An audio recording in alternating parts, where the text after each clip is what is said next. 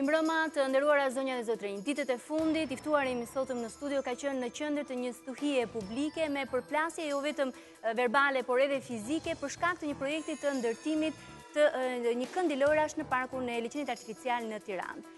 Do ta pyes konkretisht çfarë ka ndodhur me këtë projekt.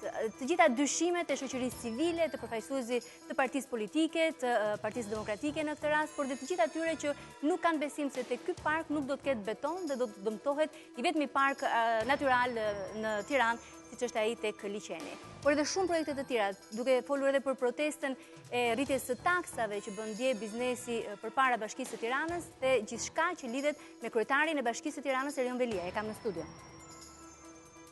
Erion Veliaj, kryetari i Bashkisë Tiranë që prej korrikut të vitit 2015, i angazhuar për ta kthyer Tiranën në punë. Projektet e tij po përballen me protesta të forta nga shoqëria civile dhe nga opozita, e cila tashmë ka nisur edhe një betejë ligjore. Parkingut e Parku Rinia, taksat dhe tarifet e reja të parashikuara për banorët dhe bizneset e qytetit, dhe unaza e vogël janë projektet aktuale të bashkisë. Kush do të fitojë në përballjen mes vullnetit të bashkisë dhe zemërimit të qytetarëve për ndërtimin e parkut tek liçeni artificial?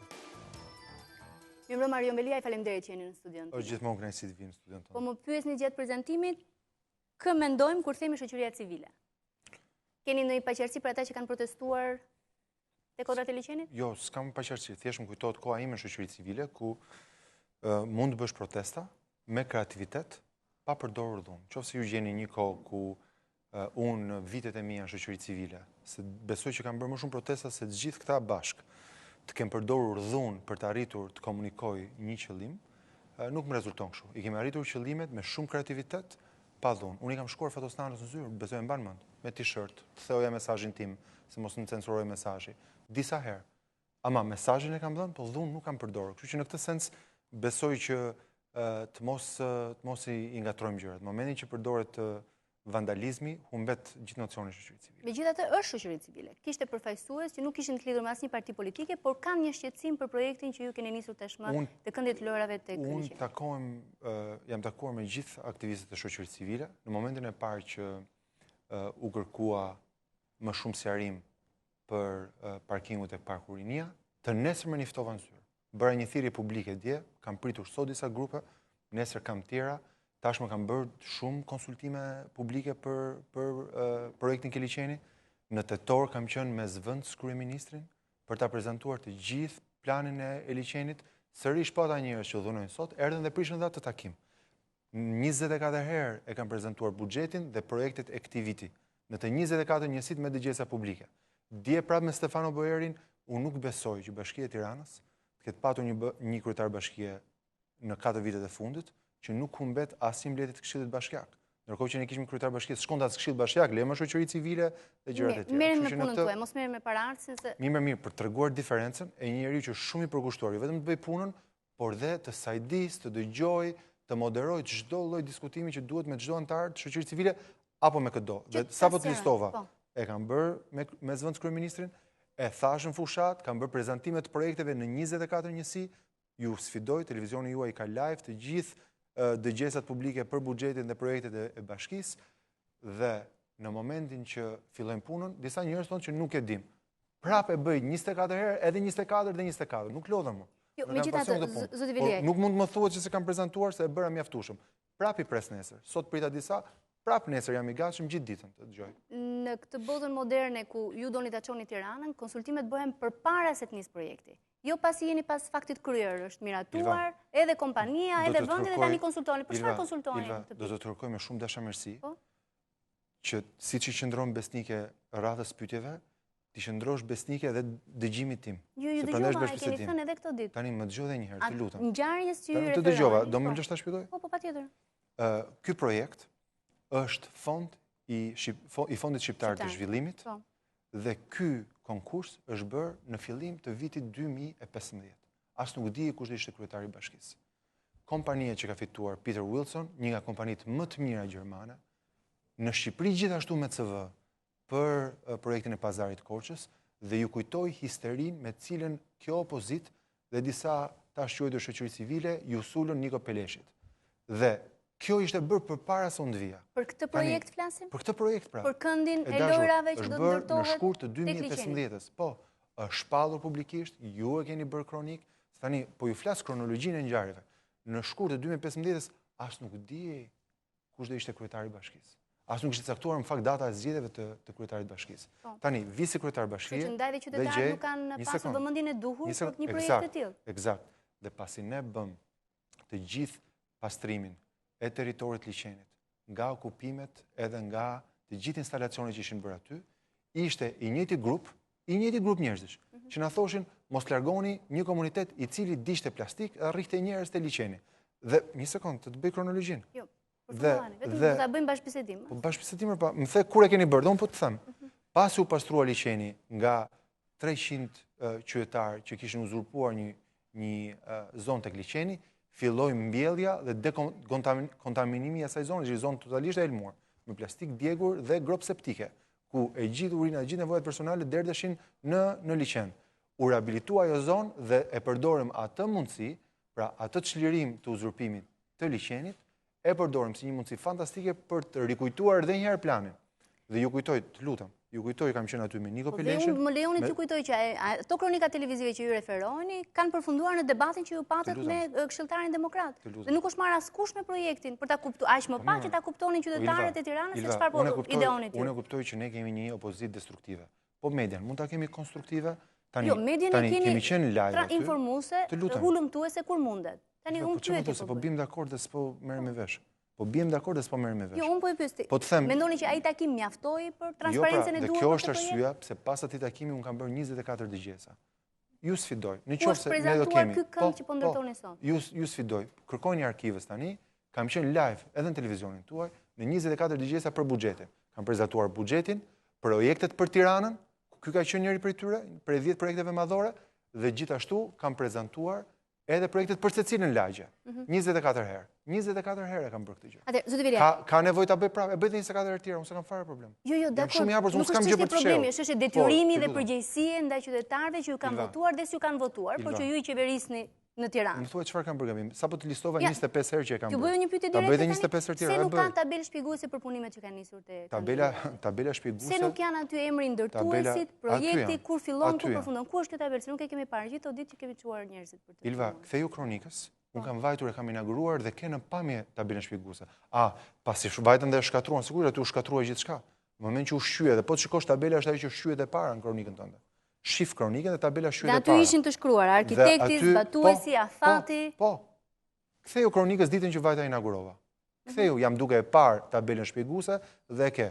Po të lutem, mos më bëj dhe editor të Ora News, mos jam editor Ora News. Jo, sigurisht. Unë jam kryetari i bashkisë. Kam vajtur atje, kam parë vetë. Nëse unë gënjej. Në këto momente jo, do marr fjalën tuaj parasysh. Po verifikoj. Tani më thua s'ka pat, po atëherë fjalën kujt beson kur më akuzon që s'ka pas tabelë shpjeguese. Jo, nuk po ja akuzoj. Dëgjoni një legjendë urba, ka pasur. Ta ndajmë, unë po ju pyes. Ilva, isha aty, ishte tabelë shpjeguese dhe siç e keni transmetuar tabela shpjeguese. Dhe siç e keni transmetuar po ju ishte gjë e parë që u gris. Do ta vëm prapë patjetër. Siç të thash, kam bërë 25 dëgjesa publike.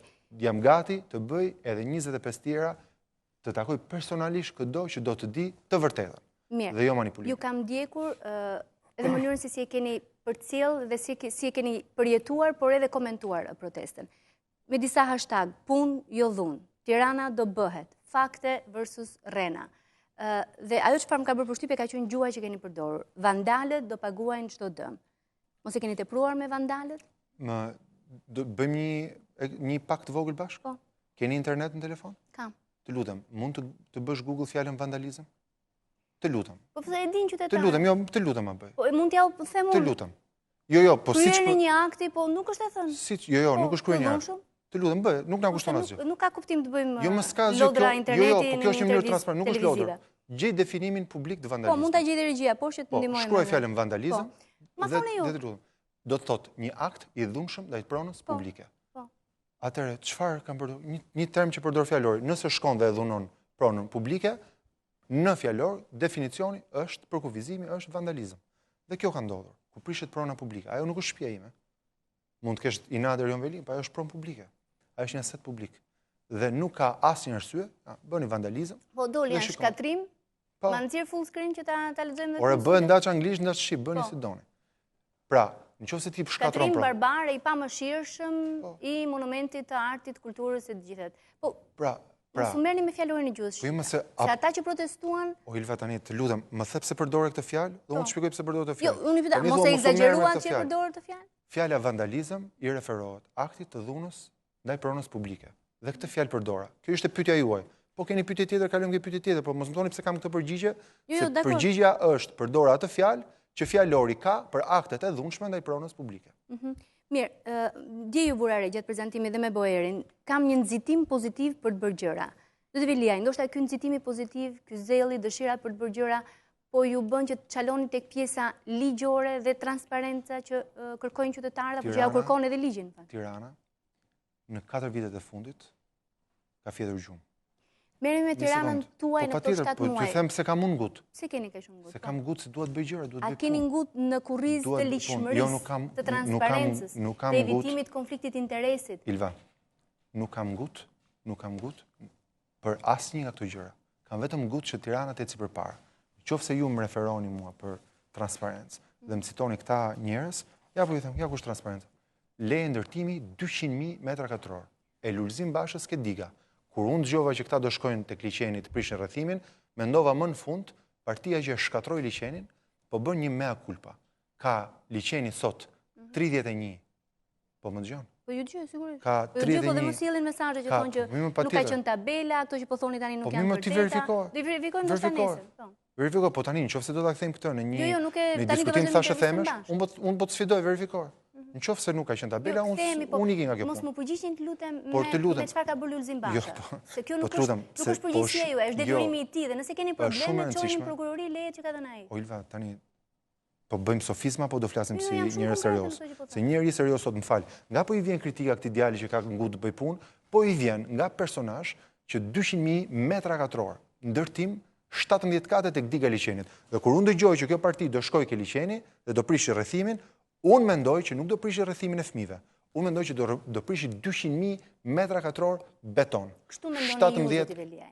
Po një qytetar tjetër, banori i Tiranës nuk mendon kështu domosdoshmërisht. Përfshi dhe ato zonja e Zotrin që shkuan për protestuar si shoqëri civile. Të lutem, ky nuk është qytet totalitar. Ky qytet bën zgjedhje dhe voton njeriu që mendon ti çoj përpara këto projekte.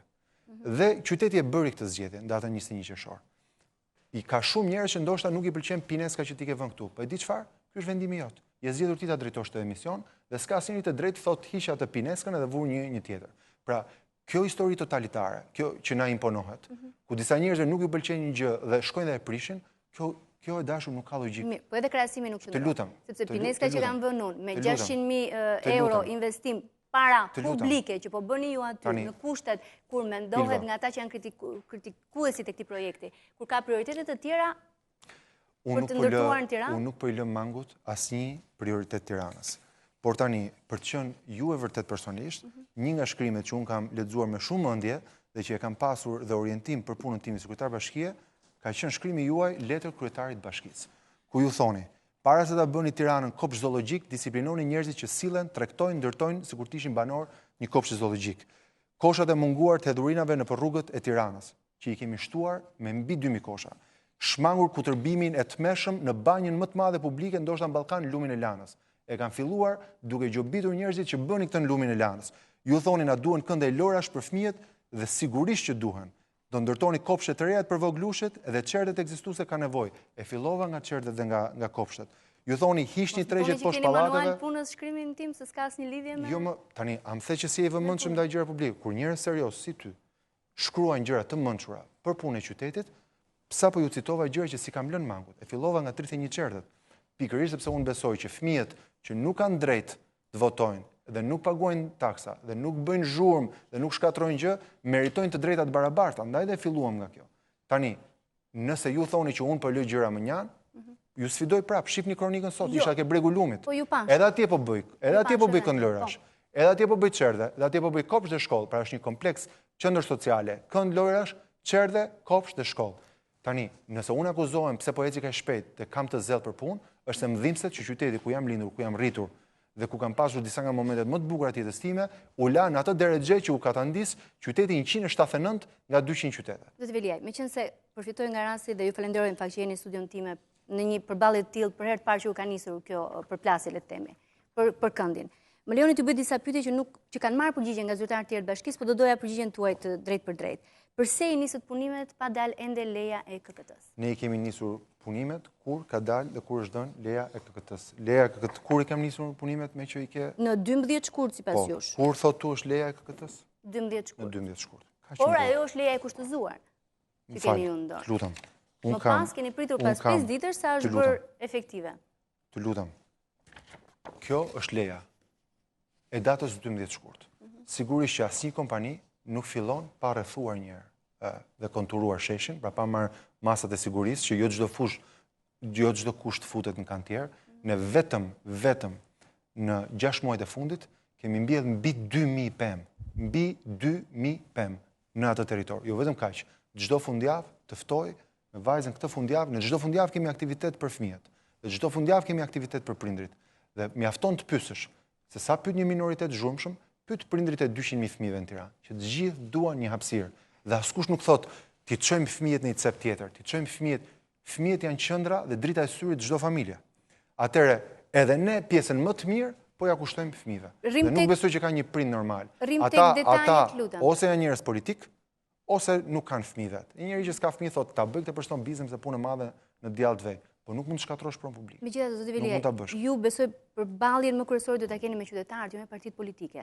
Dhe janë ata që kanë qenë pjesë e një shqetësimi të madh të ngritur. Qytetarët në të 24 dëgjesat që kanë bërë në çdo lagje kanë votuar masivisht, sepse kemi bërë me atë që quhet diskutime deliberuese, ku qytetarët çështjen e fëmijëve e kanë thënë fushat, qytetarët angazhuar si ju e keni shkruar dhe publikisht që kjo duhet.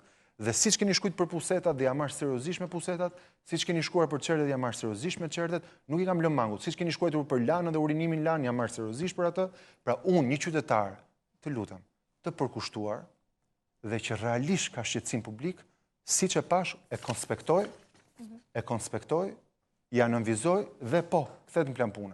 Jo ekskluziv vetëm i Ilvës, po i gjithë atyre që unë e kuptoj që janë pa agjend dhe që duan vetëm të mirën e këtij qyteti.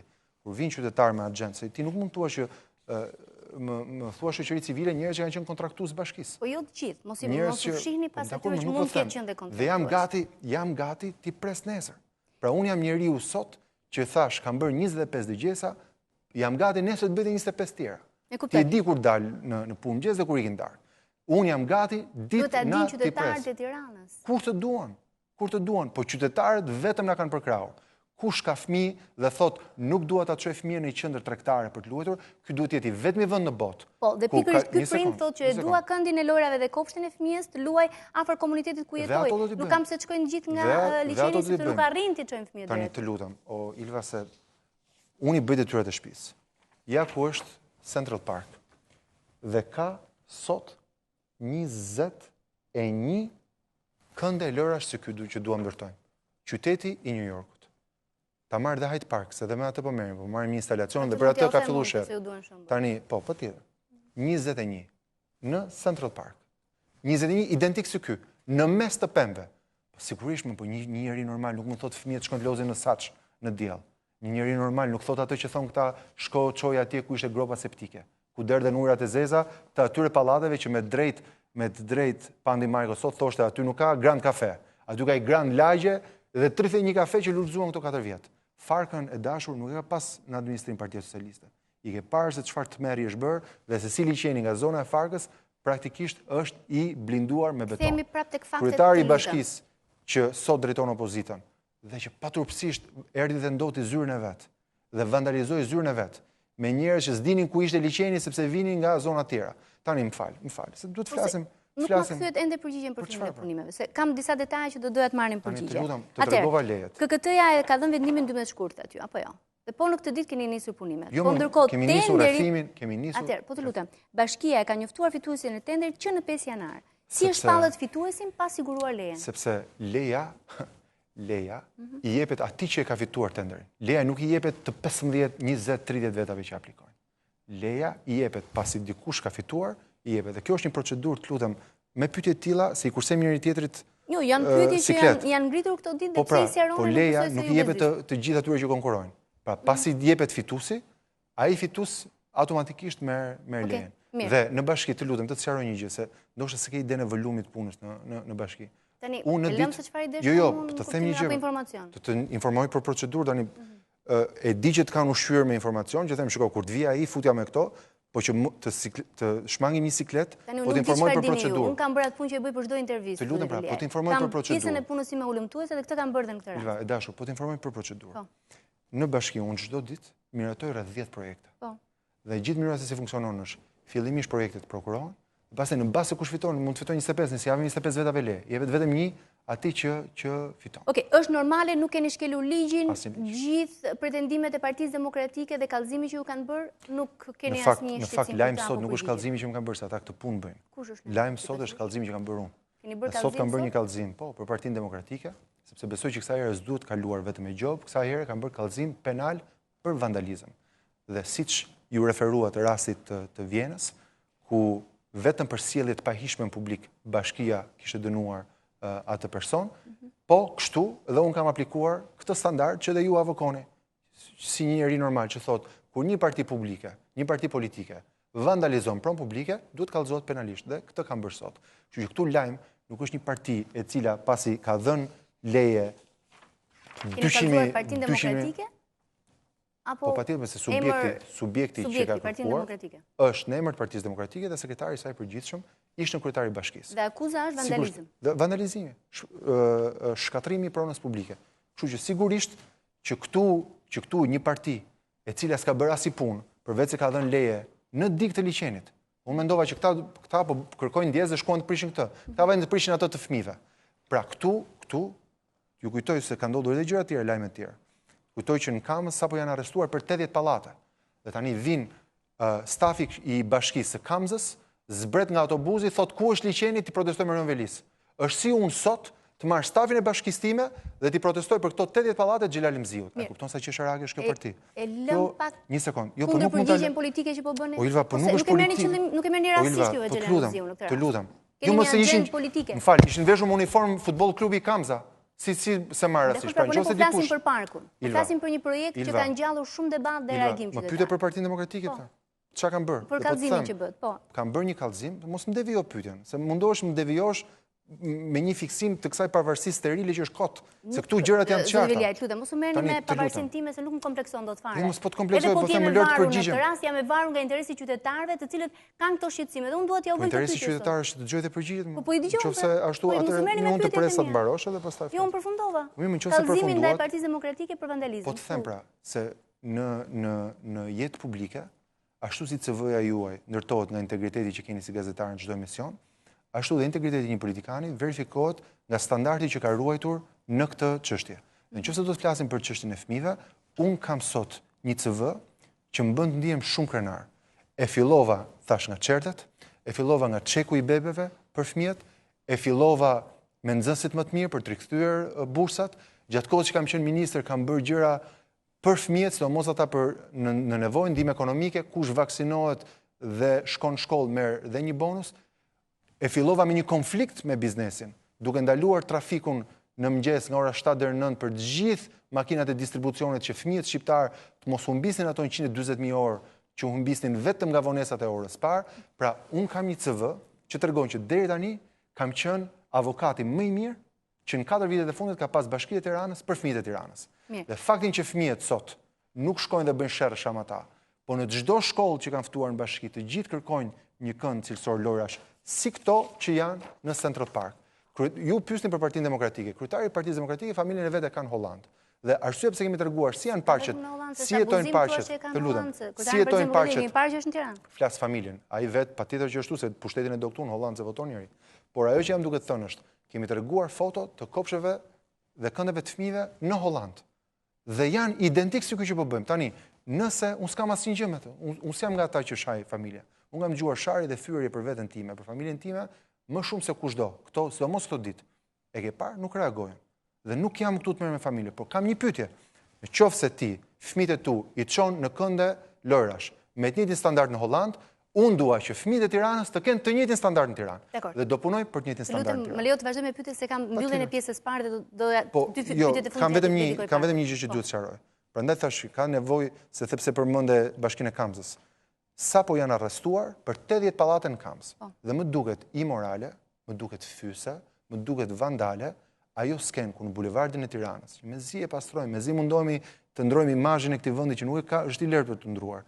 Kur ti shikon një kope, më fal, që njerëzit që tërheqin zvarr hekura, si filmi Arritën Titanët, kjo është fyrje e madhe për qytetin. Dhe është një kujtesë se çfarë ndodh nëse kthehen ata personazh sërish në drejtim të vendit. Dhe arsye pse përmend Kamzën është kur ti shkon njerëz me uniformat Kamzës që shkatrojnë Bashkinë e Tiranës, më duket anormale që unë të mendoj të çoj stafin tim nga Bashkia e Tiranës, shkoj të shkatroj Kamzën, a ka dhënë 80 pallate, po ndërtojnë pale, të shkojnë në burg si gjithë tjerët. Pra, ka ligje shteti. Të bëjnë ata kallëzime dhe të shohin si del kjo histori. Për ligjshmërinë e këtij vendimi në fakt ka shqetësime kryesore dhe opozita dhe Partia Demokratike. Jo, opozita në fillim thoshte do ndërtohen pallat. Doli gënjeshtër. Në fillim tha kafe restorant. Doli gënjeshtër. Jo, gënjeshtër ishte, ju e kishit në projekt pavarësisht se jo në të përfundimtare. Në projektin që është diskutuar ka qenë një kafe. Të lutem. Dhe që më falni se dua të insistoj te kjo, që do ketë dhe kafe aty në fakt duhet. Nuk është një çudi që të ketë në një gjë që të shkojë natyrës, edhe nuk është një çudi. Nëse ju bëni një kull 25 kate, 50 kate, çfarë nuk kanë dëgjuar shqiptarët, kjo është tjetër gjë pastaj nga një kafe shërbimi. Unë nuk merrem me thashë. Fëmijët dhe prindë marrin ujë, edhe apo akullore. Më njeh shumë mirë, unë nuk merrem me thashë theme. Jo, unë do njoh veprën tuaj publike zë. Nëse do të njohësh veprën time publike, të lexova CV-n time këto 6 muaj, si kam punuar për interes publik dhe të ftoj të sjellësh dhe ti bebushin tënd në datën 1 qershor kur ta hapim.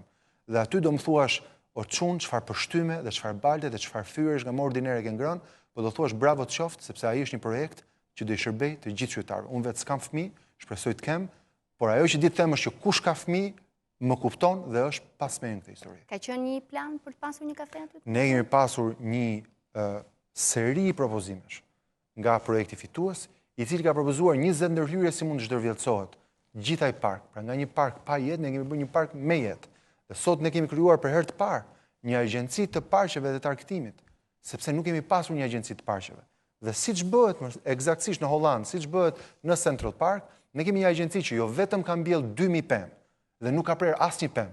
Parku e dashur është krijuar në vitin 1935. Pra disa pemë janë bërë 80 vjeç. Pikërisht në zonën që do ndërtonit ju parku. Një sekond. Në të gjithë parkun ke gjëra të tilla. Le të mos bëhemi këtu perfid, le të bëhemi kështu të sinqert. Të gjithë jemi rritur në këtë park dhe kemi parë që pemët e rritura dhe që janë të plakura dhe që janë të smura, gjithmonë janë pastruar nga parku. Pra, mos ngatrojmë procese rutinë të parkut, kur sapo kemi mbjellë 2000 pemë. Pra nuk ka sens kjo që po thuhet. Tani, pasi u provuan të gjitha këto, i pas ka ngel Partisë Demokratike ke lishmëria. Mendon që partia që vandalizon pronën publike dhe që bën aktet më të turpshme dhe më të palishme, te zyra ku kanë qenë vetë, ata po të kishin këtë tafma, ata ishin 4 vjetë në detyrë. Ata le të kishin bërë gjithë të punë publike. Ta kishin këtë zellë, të zgjoheshin nga gërhimet. Kryetari i bashkisë 2 vjet nuk shkojnë në Këshill Bashkiak. Ju më thoni mua që 25 evente publike për të sqaruar këtë s'kanë qenë mjaftueshëm. Dhe unë nuk po them që kanë qenë. Unë po them jam gati të bëj 25 tjera, po jo me dhunë. Jo me dhunë. Ajo skena e vandalëve që merrnin të gjithë rrjetat e hekurit dhe e çorrën edhe shqyen bulevardin, nuk ka hije dhe nuk është ofertë politike. Më duhet shkojnë publicitet, po në fakt kam sërish pyetje kur kthehemi për vendin. Pse pikërisht aty? Të gjitha pyetjet. Ka nga ata qytetarë që janë dakord me ndërtimin e këndeve lojare për fëmijët. Po vendi është i diskutueshëm për më tepër që gjithmonë duke qëndruar te lishmëria, është pjesë një sipërfaqe që nuk duhet prekur dhe nuk duhet ndërtuar. Po përgjigjen do ma jepni kur të kthehemi nga publiciteti, mos u largoni nga intervista me kryetarin e Bashkisë Tiranës, zotin Veliaj.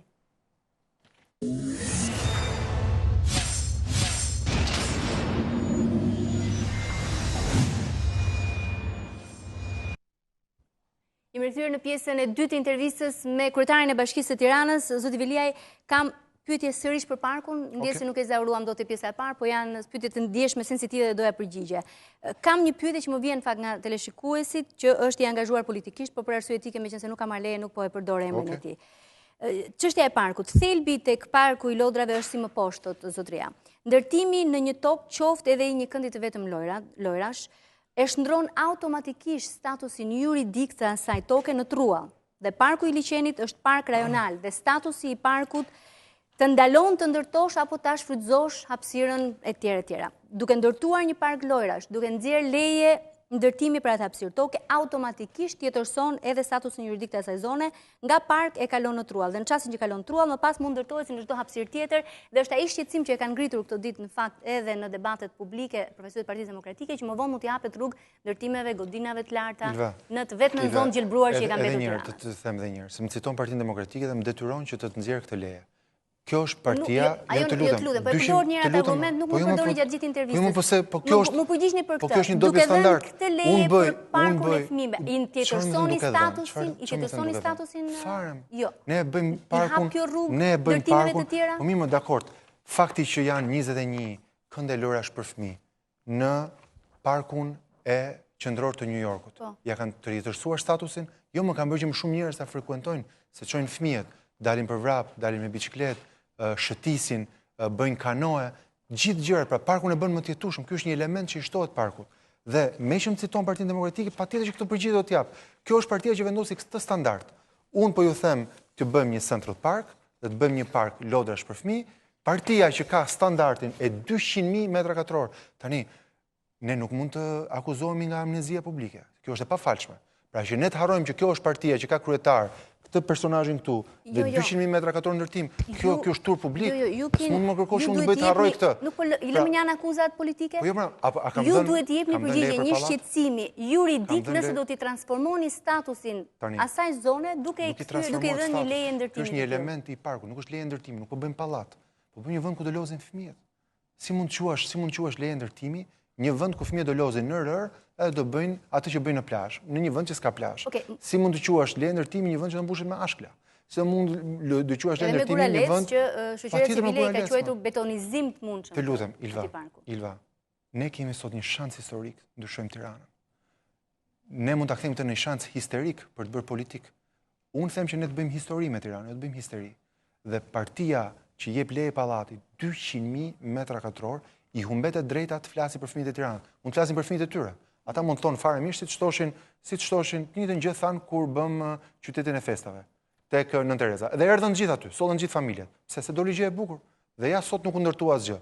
Aty thanë do mbin kioska, do t'i ndërtojë, do lërë, ndorën ca kërpudha, betoni që i sajuan vet, dhe kur erdhi puna jam u pastrua. Tirana jetoi një muaj me ndriçim, me zbukurim, u kënaqën të gjithë dhe nuk ndodhi hataja që ishte në Nën Tereza. Prandaj thash, si shërbej më mirë publikut, duke informuar apo duke lexuar çdo njeri që ka një agjendë politike dhe duke thënë hëna jep ti shpjegim.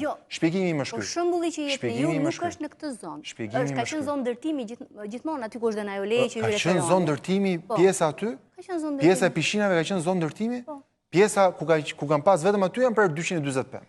Ka qenë zonë ndërtimi aty? Jo. Ka qenë me vendim të KKRT-s. Është bërë në zonë ndërtimi.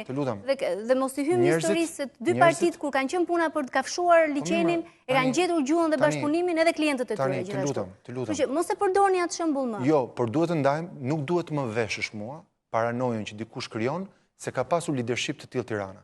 Unë duhet gjykoj mbi leadershipin tim. Leadershipi im dhe drejtimi im i Tiranës ka rregulluar 31 çerdhe, ka kthyer çekun e bebeve pas 4 vitesh që nuk paguhet.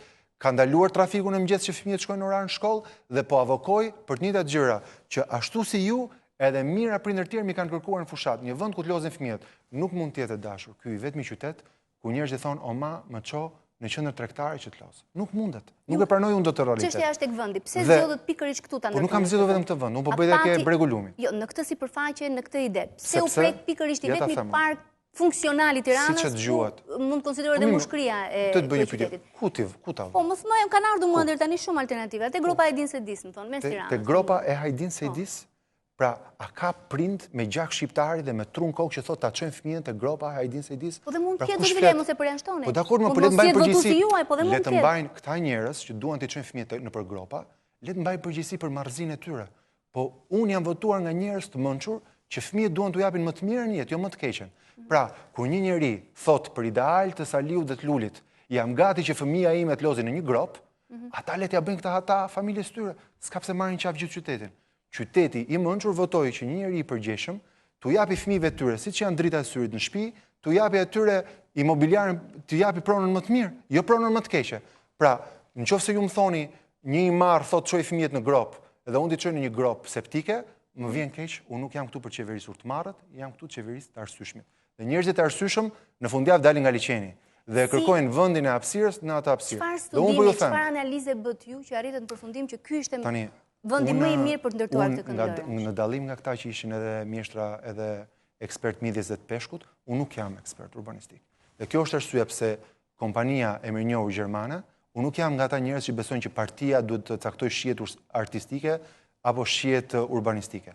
Partia që caktonte shijet e festivaleve, e librave që duhet botoheshin, e pallateve që duhet ndërtoheshin, e urbanistikës apo shesheve sovjetike që duhet ndërtoheshin, vdiq në datën në vitin 91, po me sa duket, pas ka një pjesë të asaj partie që vazhdon dhe sot.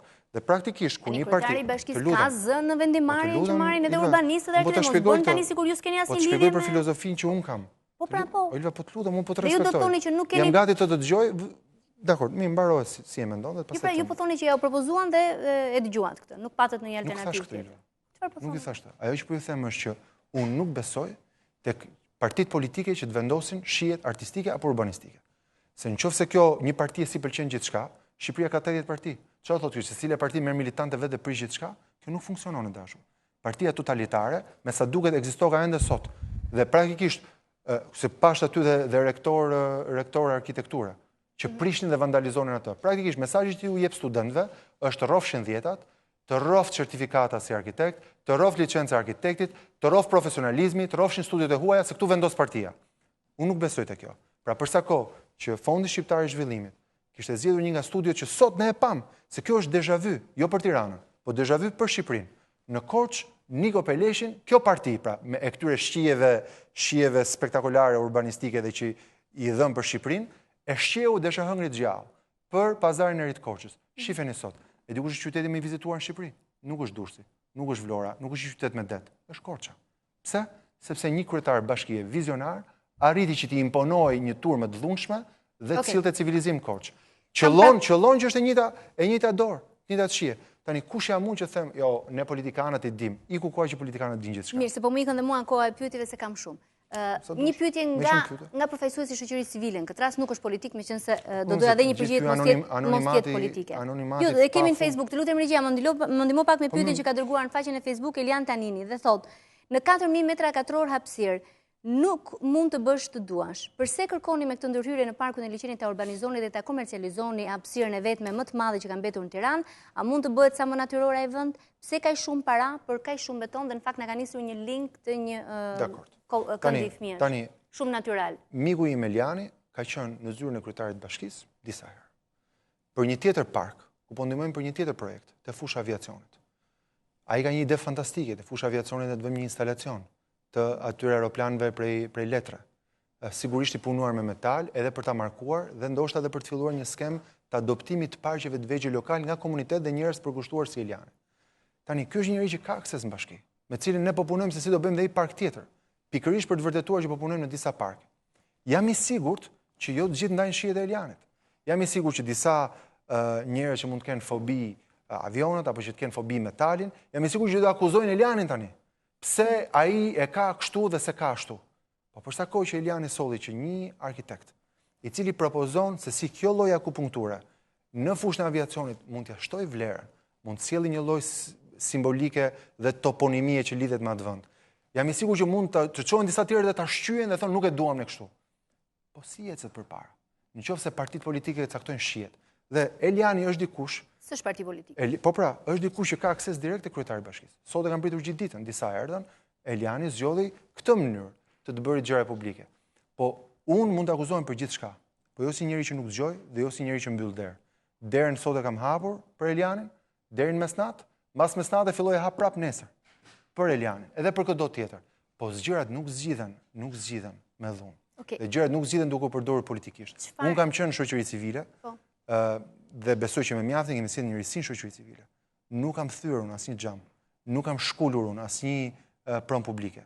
Nuk kam vandalizuar dhe në momentin që një parti politike të përdor kaq keq, ka nevojë për reflektim. Por nëse do të di për gjitha këto pyetje apo dhe 100 tjera, thash siç e kam bërë 25 herë dëgjesën e bëj. Meqense kemi mundësinë të sqarojmë publikun, se nuk e mora përgjigjen. Pse do ta urbanizoni dhe komercializoni hapësirën e vetme të gjelbër që ka mbetur në Tiranë? Po nuk komercializohet, më është pa pagesë. dhe nuk ka asnjë kafene.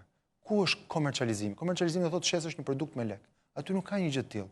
Dhe tani është si ajo batuta që të thash parë, të ta arrestojmë tani se mund të bësh një atak kur të kthesh në shtëpi. Po ti s'ke bërë asgjë, për çfarë të akuzoj tani? Ka edhe një shqetësim tjetër që ngrihet për këtë rast. A do të shtohet trafiku? Është menduar që duke bërë një park kaq të madh aty, zonat që jetojnë aty afër banorët pallatet do kenë shumë të vështirë të kenë akses sepse do bëhet e pamundur të hysh duke llogaritur rrugët që janë aktuale. Keni menduar që do ketë një zgjerim, organizim? E dashur, nëse duam që mos bëjmë asgjë, unë di formulën si mos kritikojmë. Mënyra se si mos kritikojmë është mos bëj asgjë. Po kjo është përgjigjja më e Një thjeshtë. sekond. Çështja është janë menduar të gjitha këto Po patjetër, çdo zhvillim zgjedh sfida me dashur. Patjetër që kur ne bëjmë Tiranën pa makina, fitojmë oksigjen, po krijohet më shumë trafik në vende të tjera që ku do duhet të kalojë trafiku. Kur ne rregullojmë një rrugë dhe bëjmë një devijim, po më thuaj si mund ndërtohet qyteti pa asnjë risk. Unë prandaj atakohem se po bëjmë punë dhe qyteti po transformohet. Nuk po atakoni se po bëni punë në niveli ai. Po atakohem se po flej gjumë. Jo, sepse po bëni një projekt për cilën disa qytetarë, pjesë, po tani Po patjetër, po ta them dhe unë perceptimin që kam pasur, meqense jam në anën e qytetarëve. Për një pjesë qytetarë që mendojnë që nuk e keni komunikuar sa duhet qëllimin që kishit për këtë park. Unë vetë s'kam fëmijë fare. Ti mendon që unë po e bëj për një interes tim, unë çfarë interesi kam? Po bëni sekretari i bashkisë, nuk po bëni thjesht. Eksakt. Po jo, po mënyra se si e thua që ne qytetarët kush? Jo ne ata. Unë jam zëdhënia e tyre. Pra fakti që një grup po mira qytetarë që thon tjetrën, që dalin të liçin me fëmijët, thot ku do luajnë fëmijët. Po si mundet që në emër shoqërisë civile ti inkurajohet kjo sjellje totalitare? Ose si e dua unë ose po të tjerët që votuan të kishin këtë lloj qyteti. Ata kanë, pra kjo historia që një minorancë që bën zhurmë duhet të imponohet një shumice që shkon punë vet dhe thot, "Mor djalë, ta kam deleguar me vot, të më bësh atë që më premtove." Dhe e kam premtuar në fushat tash, e prezantova me zëvendës kryeministrin, e kam bërë dhe 24 herë në çdo njësi. Këtë rast. Dhe po të them, nesër, sa orë ka dita? 24 orë. Eliani dhe këto tjetër, 24 orë kam derën hapur. Po nuk e kanë më alibin që kryetari nuk i dëgjon. Se kanë hyrë në atë zyrë për çfarë do lloj gjë. Në këtë fazë që jemi, ju thoni që keni derën hapur për të sqaruar cilin do ka dyshime, mosbesim, shqetësim për këtë, do të jepni sqarime. Megjithatë, besoj se është rasti, keni menduar të nisni konsulta publike me shoqërinë për ta sqaruar këtë projekt në këtë pikë që është situata? Sot kam bërë disa takime. Nesër kam disa takime tjera. I pres këdo, nesër jam gjithë ditën zyrë të merrem vetëm me këtë punë. Sot jam këtu, dola për herë të parë, nesër jam prapë në një mision tjetër, pas nesër prapë, në fundjavë prapë tek liçeni, të garantoj për një gjë. Mua me dhunë nuk më dekurajon njeri. Mua mund të më bind ose më dekurajon njeri me qytetari. Mund të më imponohen me qytetari.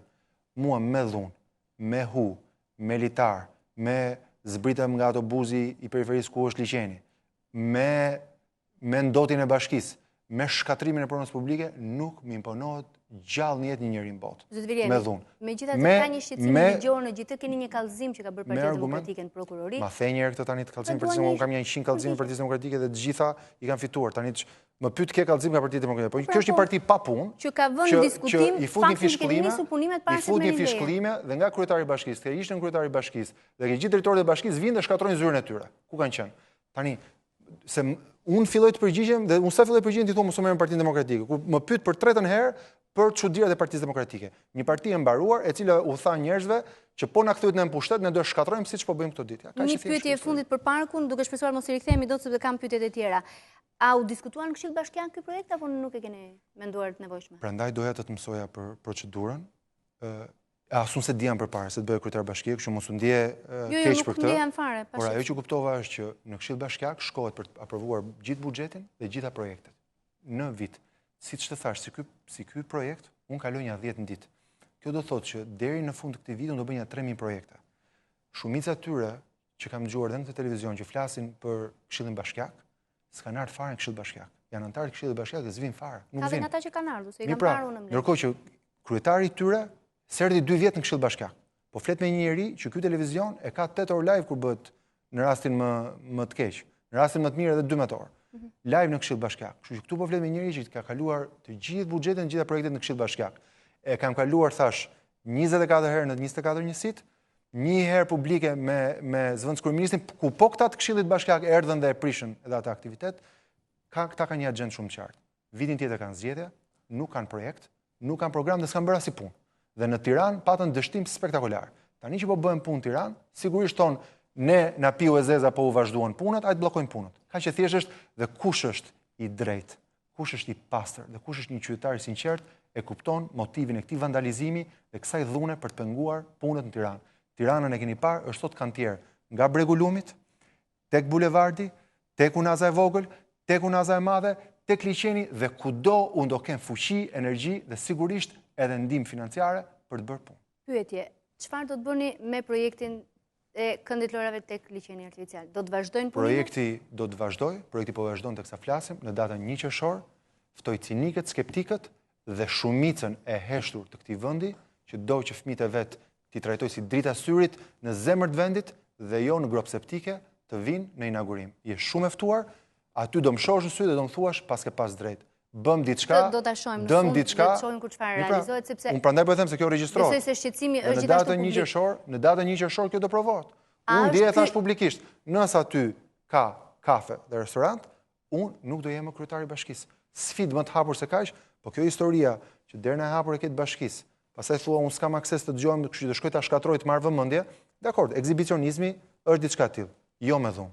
Jo me dhunë, mua nuk mi merr njëri gjërat me dhunë. A do të ketë ndërhyrje të tjera tek liçeni pas kësaj? Patjetër. Ne kemi të premte, do të ketë një shatërvan i cili e merr ujin nga liçeni dhe për ta oksigjenuar, krijon gjithashtu dhe një dekor shumë bukur për liçenin. Patjetër, pjesa e digës do bëhet pedonale.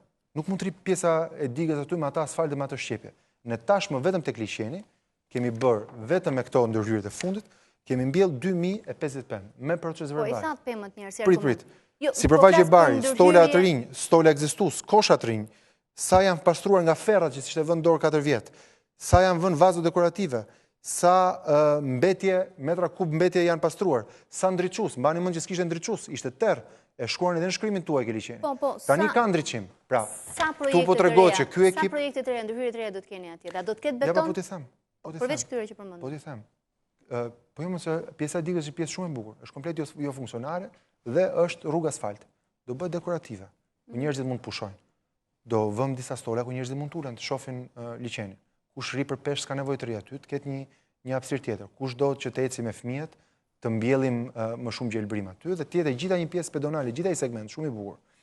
Ne kemi një pjesë tjetër përtej le themi amfiteatrit, ku bregu vjen i pjerët, do të kemi një pjesë që do vendosim shezlonjë, s'ka nevojë njerëzit të shtrihen në bar, ashtu siç ka ajo që quhet plazhe urbane, edhe buzë lumenve në Berlin, në Paris, në Londër, ka hapësira, buzë hapësira ujore, s'ka nevojë të lash në qen. Ashtu ka qenë liçeni. Vetëm për banjë. Mi pra po, do t'i sistemojmë pak. Pra ndërhyrje të tilla patjetër gjithmonë do ketë. Ideja është, kjo është në funksion të kujt, se ky s'është pyll i egër, ku rriten kafshat. Ky është në funksion të njerëzve. Ky ka statusin e një toke të paprekshme për ndërhyrje të tilla. O Ilva, po le të jemi serioz, me çfarë toke të paprekshme flet? Kush e thotë? E thonë njerëzit që bën pallatet. Ne po themi si këtë t'i japim dobi për fëmijët. Sot ai liçen ka 31 kafe që u ndërtuan 4 vjet. Jo vetëm u ndërtuan, u legalizuan dhe hipotekuan. Pra vera e 2013-s kur ndroi pushteti, ka pas legalizime jo vetëm ke liçenit të gjithë këtyre kafeve, ka pas legalizime brenda në kopë zoologjik. Ka pas legalizime të sheshit Skënderbej.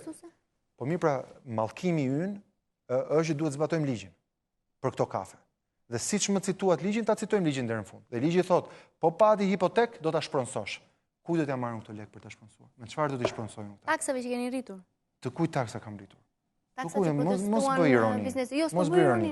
Se po flet taksat të mohojnë besoj. Atëre, me që e lidhe çështjen e investimeve me këtë protest dhe me që janë disa personazhe që janë të njëjtën protest, tani më thuaj, kjo është një parti ose një grupim skicofren. Tani këte i thonë mos na zër hapësira publike, këte i thonë mos na përzën nga hapësirat publike se kemi zënë ne për kafet tona. Pra, a ka sinqeritet në një kaos ku i njëjti grup për fëmijët thonë mos i lërë të luajnë hapësirë publike, kurse për kafet e tyre thonë jo na lej ne me falas hapësirën publike. Zoti Vilja, ajo që ju e quani kafe janë biznese që punson njerëz, që mbajnë familje me bukë dhe që nuk mund t'i thuani të gjithë përfaqësues skizofrenisë. Tani. Do t'i marrim me radhë gjërat? Po, i marrim me radhë, patjetër. Pra, e para ke parimi. Pra nuk mund t'jesh edhe të mos lësh fëmijët lozin në hapësirë publike, edhe vetë të duash të marrësh hapësirë publike. Mos abuzoni me të, mos lësh fëmijët, të mos prishet një hapësirë, po jo, pra nuk është ky shqetësim të mos lësh fëmijët luajnë hapësirë publike. Këtë po them, kurse këta e prishin hapësirën publike për ditë me kafe. Për ditë me kafe. Sot ishte ditë me shi. Ik dilën Tiranë. Sot të gjitha lulishtet zëna bosh edhe në një ditë me shi të zëna me kafe. Dhe kjo jo në këtë qytet, por në 1000 e ca qytete që është eksperimentuar, nëse nuk ka një çmim hapësira publike, ajo sigurisht që uzurpohet. Dhe nuk ka nevojë të shohim këto 1000 qytete që po citoj unë. Mjafton të shkojmë në Shqipërinë, për faktin që tani je ndoshta një nga njerëzit më të udhëtuar që njoh. Nuk e ke parë këtë gjë. Dhe këtu i referohesh një vendi që para se të rregullojë kopshin zoologjik, duhet të rregullojë sjelljen e njerëzve si kopsh zoologjik nëpër rrugët e këtij qyteti. Dhe unë këtë po bëj. Po do ta rregulloj të kopshin zoologjik, po fillimisht sjelljen e njerëzve që trajtojnë qytetin si një hapësirë kopshi zoologjik. Jo, meqense jemi te kopshi zoologjik. Ka një projekt për ta rregulluar, për ta bërë funksional, se tani është në gjendje mrekullueshme. Patjetër, jam i sigurt që kur të fillojnë punët e bukura dhe aty do kemi çuditëra nga këto. Po thash unë me dhunë nuk toleroj. Të shpjegoj për çfarë taksa. Domethënë, i rritët taksat e shfrytëzimit të hapësirës publike sepse doni që ta lironin hapësirën, mos kenë mundësi ta paguajnë? Ilva. A kishte këtë qëllim? Ilva. Hapësira publike nuk do thotë që është hapësirë pa zot. Edhe pse në Shqipëri publikin e kemi trajtuar si pa zot. Pra po ishte e shtetit ose e qytetit, ti mund ta zesh. Dhe ajo që kemi vendosur një çmim. Po. Zënje së hapësirës publike. Më fal. Nëse mos ja jep lejen, është më ndershëm mos ja japësh lejen se ti rrisësh taksën dhe të ke pa mundësinë për ta paguar. Ilva, shumica e tyre janë totalisht pa leje. Në moment që ne faturojmë për çhapësir ka zënë, ajo futet në sistem, ai numër nipte dhe rri aty. Në qoftë se ti mendon që un kam buxhet marr 10.000 policë bashkie, sot kanë Tiranë 10.000 kafe. Policë bashkie kanë 100. Që marrin besoj leje në bashki. Jo, nuk marrin leje në bashki. Është ndërtuar një kafe. Marrin një nipt, nuk merr leje në bashki për ndërtuar. Nuk merr leje për kafe. Si, në qoftë se ti merr me qira katën e parë. Do të ketë një ide rregulluese se nuk mund ndërtohen vetëm kafe në këtë vend. Po të them pra ja eksakt. Hapësirë, distancë. Eksakt pra. Dhe ideja rregulluese është pikërisht kjo, nuk ka pra. Këtë po të them. Qyteti që kam, pra plani urbanistik që kaloi administrata e kaluar, ishte një plan urbanistik vetëm për të bërë 200.000 metra katror liçeni. Po jo pra nuk kishte vetëm për atë. Tani me bojerin të po mos lërë më të përgjigjem. Tani me planin për të ndërtuar, me qira fjalë nuk është ndërtuar ajo gjithsesi, ajo leje që i referohet. Dhe presim që të prononcohet partia me cilën jemi në gjyq. Po nuk është ndërtuar. Po gropa është bërë një 10 herë sa unë e tin këmbë. Edhe pemët janë prerë, 240 pemë. Pra, këta që bëjnë këtë gurgulen sot kishin pak decencë. Projekti i parkut nuk do të prek asnjë pemë sa dje. Asnjë pemë. Premtuat që nëse do të prek një pemë vetë do të pritej, do të mbanin përgjegjësi. Po. Tani, po devion temën apo do të përgjigjem për taksën? Po ta sqarova e përsëris edhe 3 herë. Flasim për hapësirën publike.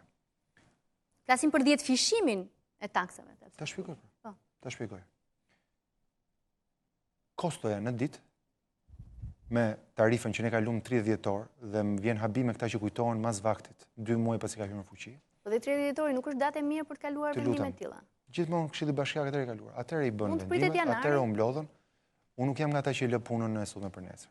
Dhe vendimet e kalimit të buxhetit, unë s'mund ta lë bashkimin e buxhetit. Unë jam aventurier.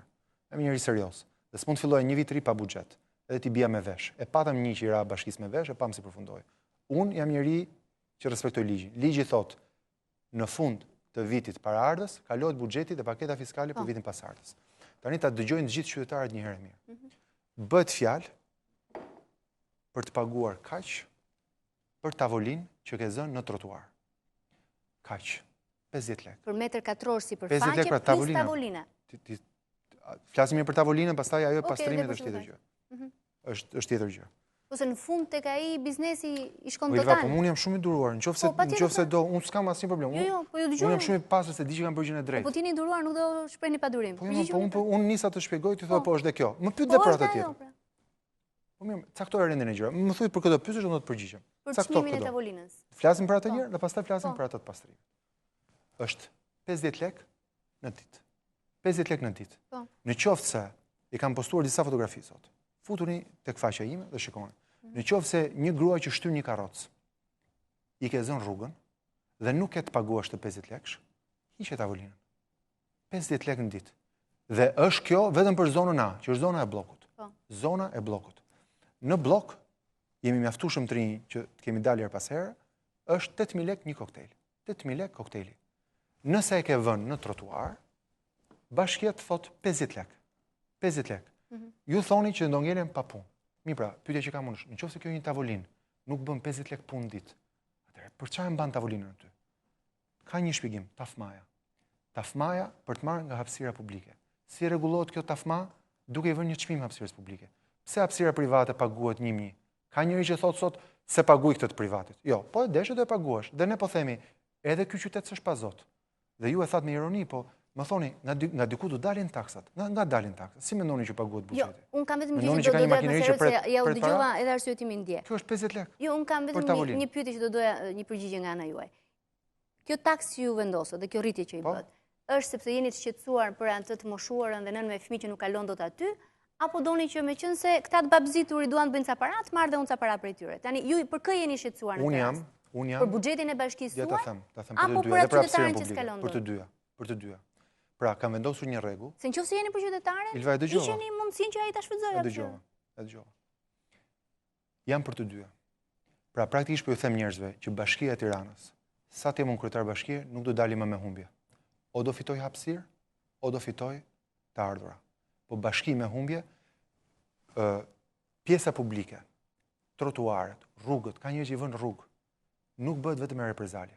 Dhe ajo që po i themi, këta ka ta paguash. Pra, të nxjerr tavolina. Jo, nuk kam, do falimentoj. Jo, s'do falimentosh, pra, se po të themi 50 lekë, nuk ke as 50 lekë, atëherë do i mban bosh. Shumica e kafeneve rrin gjithë ditën bosh. Mbaj aq tavolina sa ke punë. Dhe në të gjithë qytetet, çdo kryetar bashkie merri të gjithë ata që janë shpallur kryetarët e bashkisë botës në 20 vitet e fundit.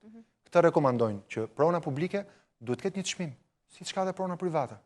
Qytetarët e Tiranës, 160.000, vendosin që pronën publike ta administrojë kryetari i bashkisë në zgjedhjet e fundit. Dhe i kërkuan kryetarit të bashkisë që t'ua administrojë pronën, nuk është pronë pa zot. Dhe siç paguhet prona private, duhet paguhet edhe prona publike. Çmimi që kemi vënë është kaq për tavolinë. Nëse në të gjithë ditën, dhe kjo është për zonën A në blok, një tavolinë që ka zënë trotuar në blok nuk nxjerr dot këtë, atëherë do të thotë që po rri bosh, se s'ka shpjegim tjetër se një kafe në blok është 2000 lekë. Pra, nëse s'po nxjerr dot 50 lekëshin e taksës, atëherë do të thotë që s'po shkon njeri. Atëherë pse ma zë hapësirën? Ka një logjik shumë të qartë këtu. Dhe më vjen keq që nga dëshira për të bërë pyetje ta vëmë një politikan në pozitë vështirë ti bëjmë namin, humbasim sensin e asaj që na bën qytetar. Po e shihni këtë dëshirë, po ju lë të flisni, të dilni dhe nga tema dhe nga përgjigjet. Sa herë ju keni agjendën tuaj për të përgjigjur? Të lutem, Ilva. Sensi të qenit qytetar nuk do të thotë vetëm të bëjmë kritikun, do të thotë të bëjmë edhe avokatinë e qytetit. Unë po bëj avokatin e 99.9% qytetit që nuk janë pronar lokalesh në blok. Ndërkohë që ka një grup të vogël që s'ka lokale vetë fare, që ishin edhe mos zgjedh hapësira publike atje, po edhe mos ta lirojmë ne të tjerët. Që kjo është hipokrizi. Është hipokrizi politike dhe është mungesë logjike financiare. Se do të thotë që një njeri që nuk nxjerr dot 50 lekë nga tavolina që ka vënë në blok, e mbaka bosh. Atëherë të lutem liroje. Dhe në të gjithë qytetet kjo thuhet. Pra qyteti inteligjent, s'do dali kur i humbur. O fiton hapësirë se lirohet nga këta që i mbajnë bosh tavolinat, dhe thjesht ju pëlqen që shkojnë syrin se si kanë uzurpuar lulishte të tëra, ose ti paguajnë qytetit. Dhe unë qytetarëve them, po, ky e ka zënë të lulishte, po e di çfarë, me këto para që po marrim këtë do bëjmë një kënd lodrash. Se qyteti diku do i marrë parat. Një qytet ku askush s'paguan asgjë dhe hapësira publike është falash, nuk shkon. Do kalojmë pas pak. Rikthehemi një herë me kryetarin e Bashkisë Tiranës.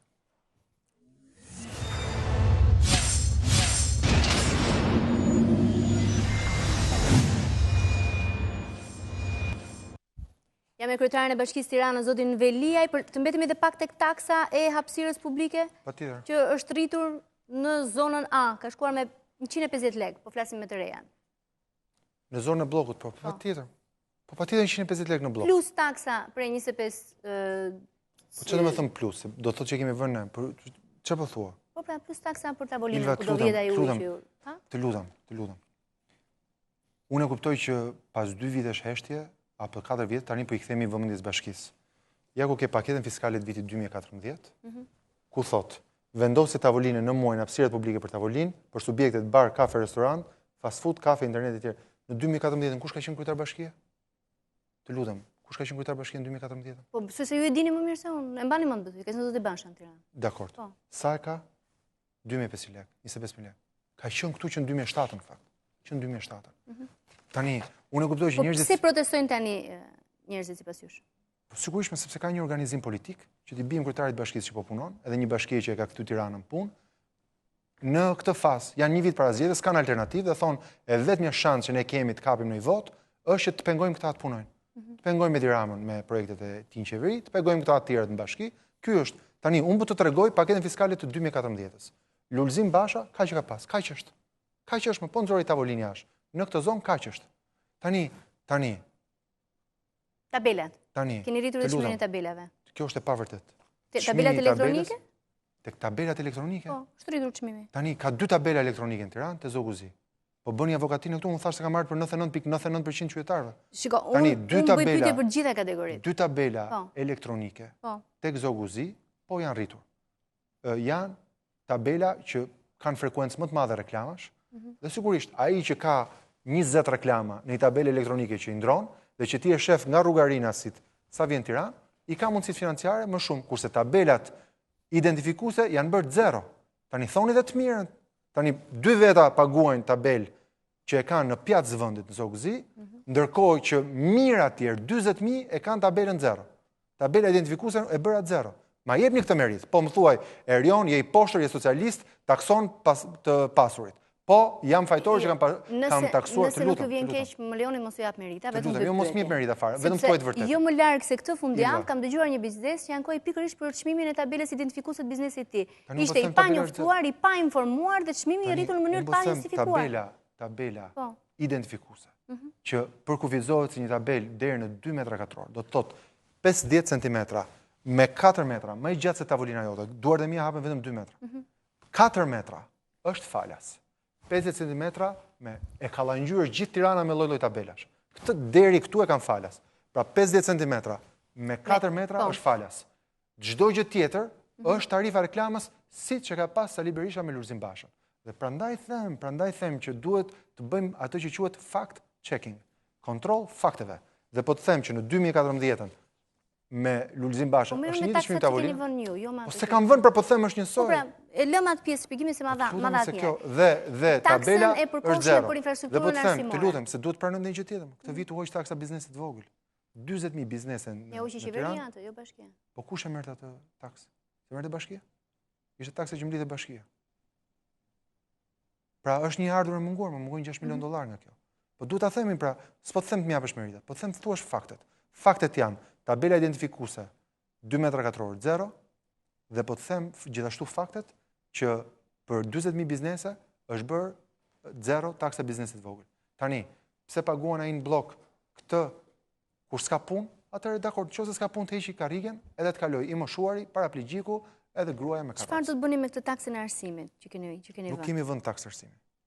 Nuk është taksë e re? Jo.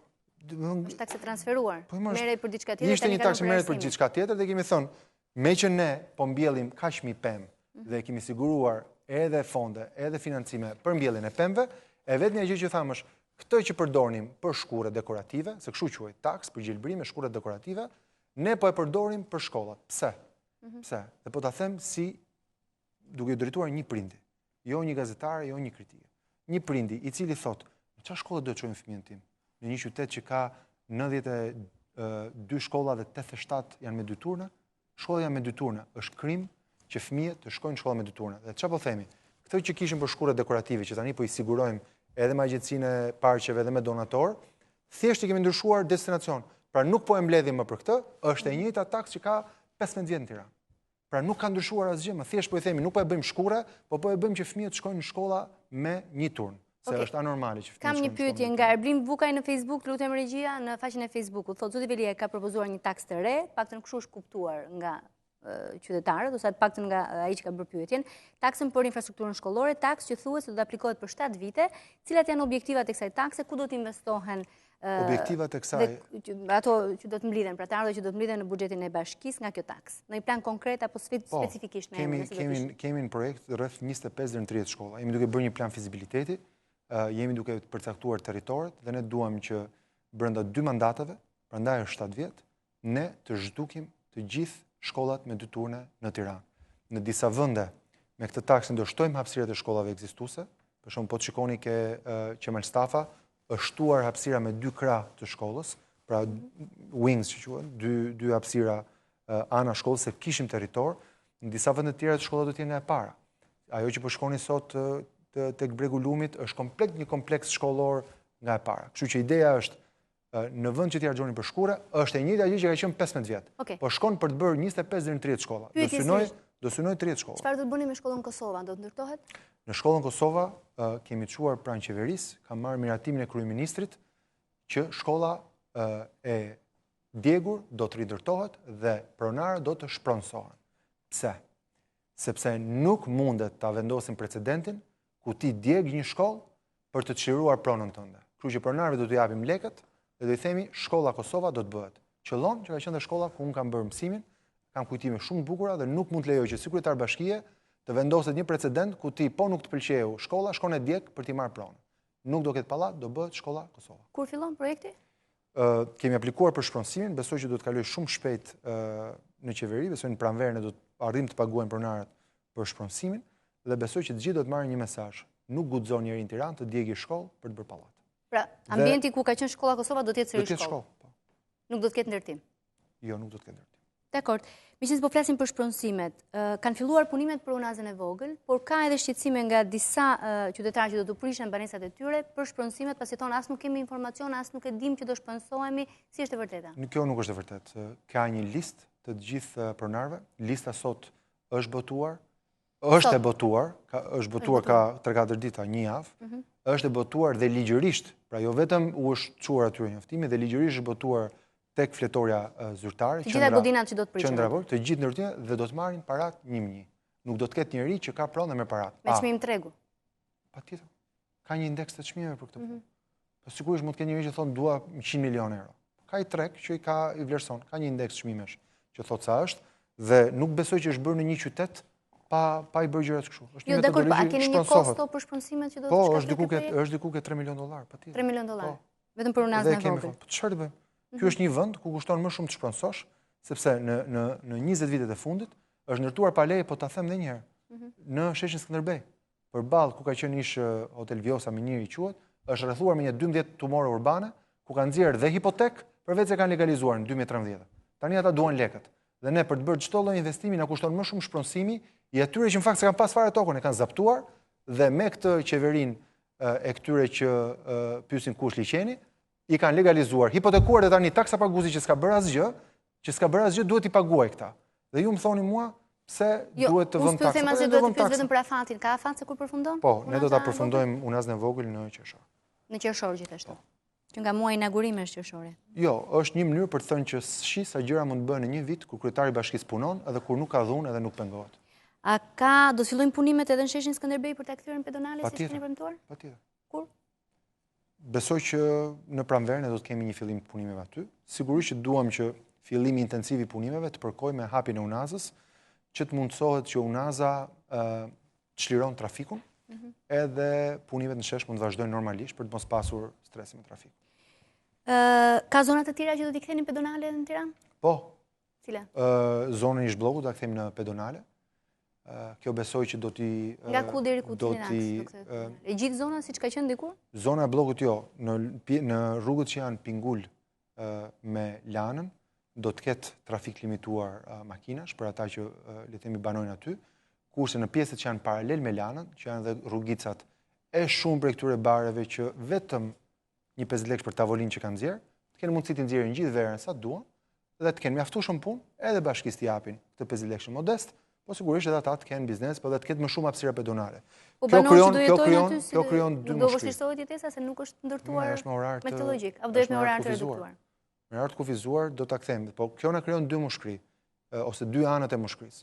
Një të majtë dhe një të djathtë, siç është mushkëria e njeriut, ku ne kemi sheshin Skënderbej dhe bllokun gjatë verës si dy mushkëri që qyteti oksigjenohet. Jemi qyteti më i ndotur, nëse ka në mënyrë tjetër për ta oksigjenuar qytetin, më thoni, unë këtë di. Kjo është zona e bllokut, zonë tjetër që kthehet në pedonale? Gjithë zona e sheshit Nën Tereza do të transformohet në një arenë gjigande, siç bë me festat e fundvitit, po e kaluam atë test, pavarësisht histerisë që kaluam dhe e provuam që ai shesh mund të ketë përdorime të ndryshme. Kështu që me që kombëtarja shqiptare do të jetë pjesëmarrëse në kampionatin evropian, gjatë gjithë muajit qershor korrik që janë festat, do të jetë gjithashtu një qytet, një arenë e Tiranës, ku përveç sigurisht ndeshjeve që do të jenë live në ekran gjigant, do të kemi edhe aktivitete të tjera. Qëllimi im, siç kanë premtuar në fushat, siç po i mbaj gjitha premtimet, është që sa më shumë sebepe dhe sa më shumë arsye për të kthyer sa më shumë zona pedonale ku njerëzit të ecin, ku fëmijët të vrapojnë, ku të ketë hapësira, ku dikush ndihet njëri. Nuk është normale kjo që bëjmë. E kam thënë edhe herë tjera, thash edhe në dhjetor. Peshqit notojnë. Zogjt fluturojnë, njerëzit duhet të ecin dhe vrapojnë. Kjo kështu në timon nuk është gjendja natyrale e njeriu. Dhe unë përpiqem që të ketë një qytet ku nuk ka normat e obesitetit që ka sot. Tirana ka normën e obezitetit 20%.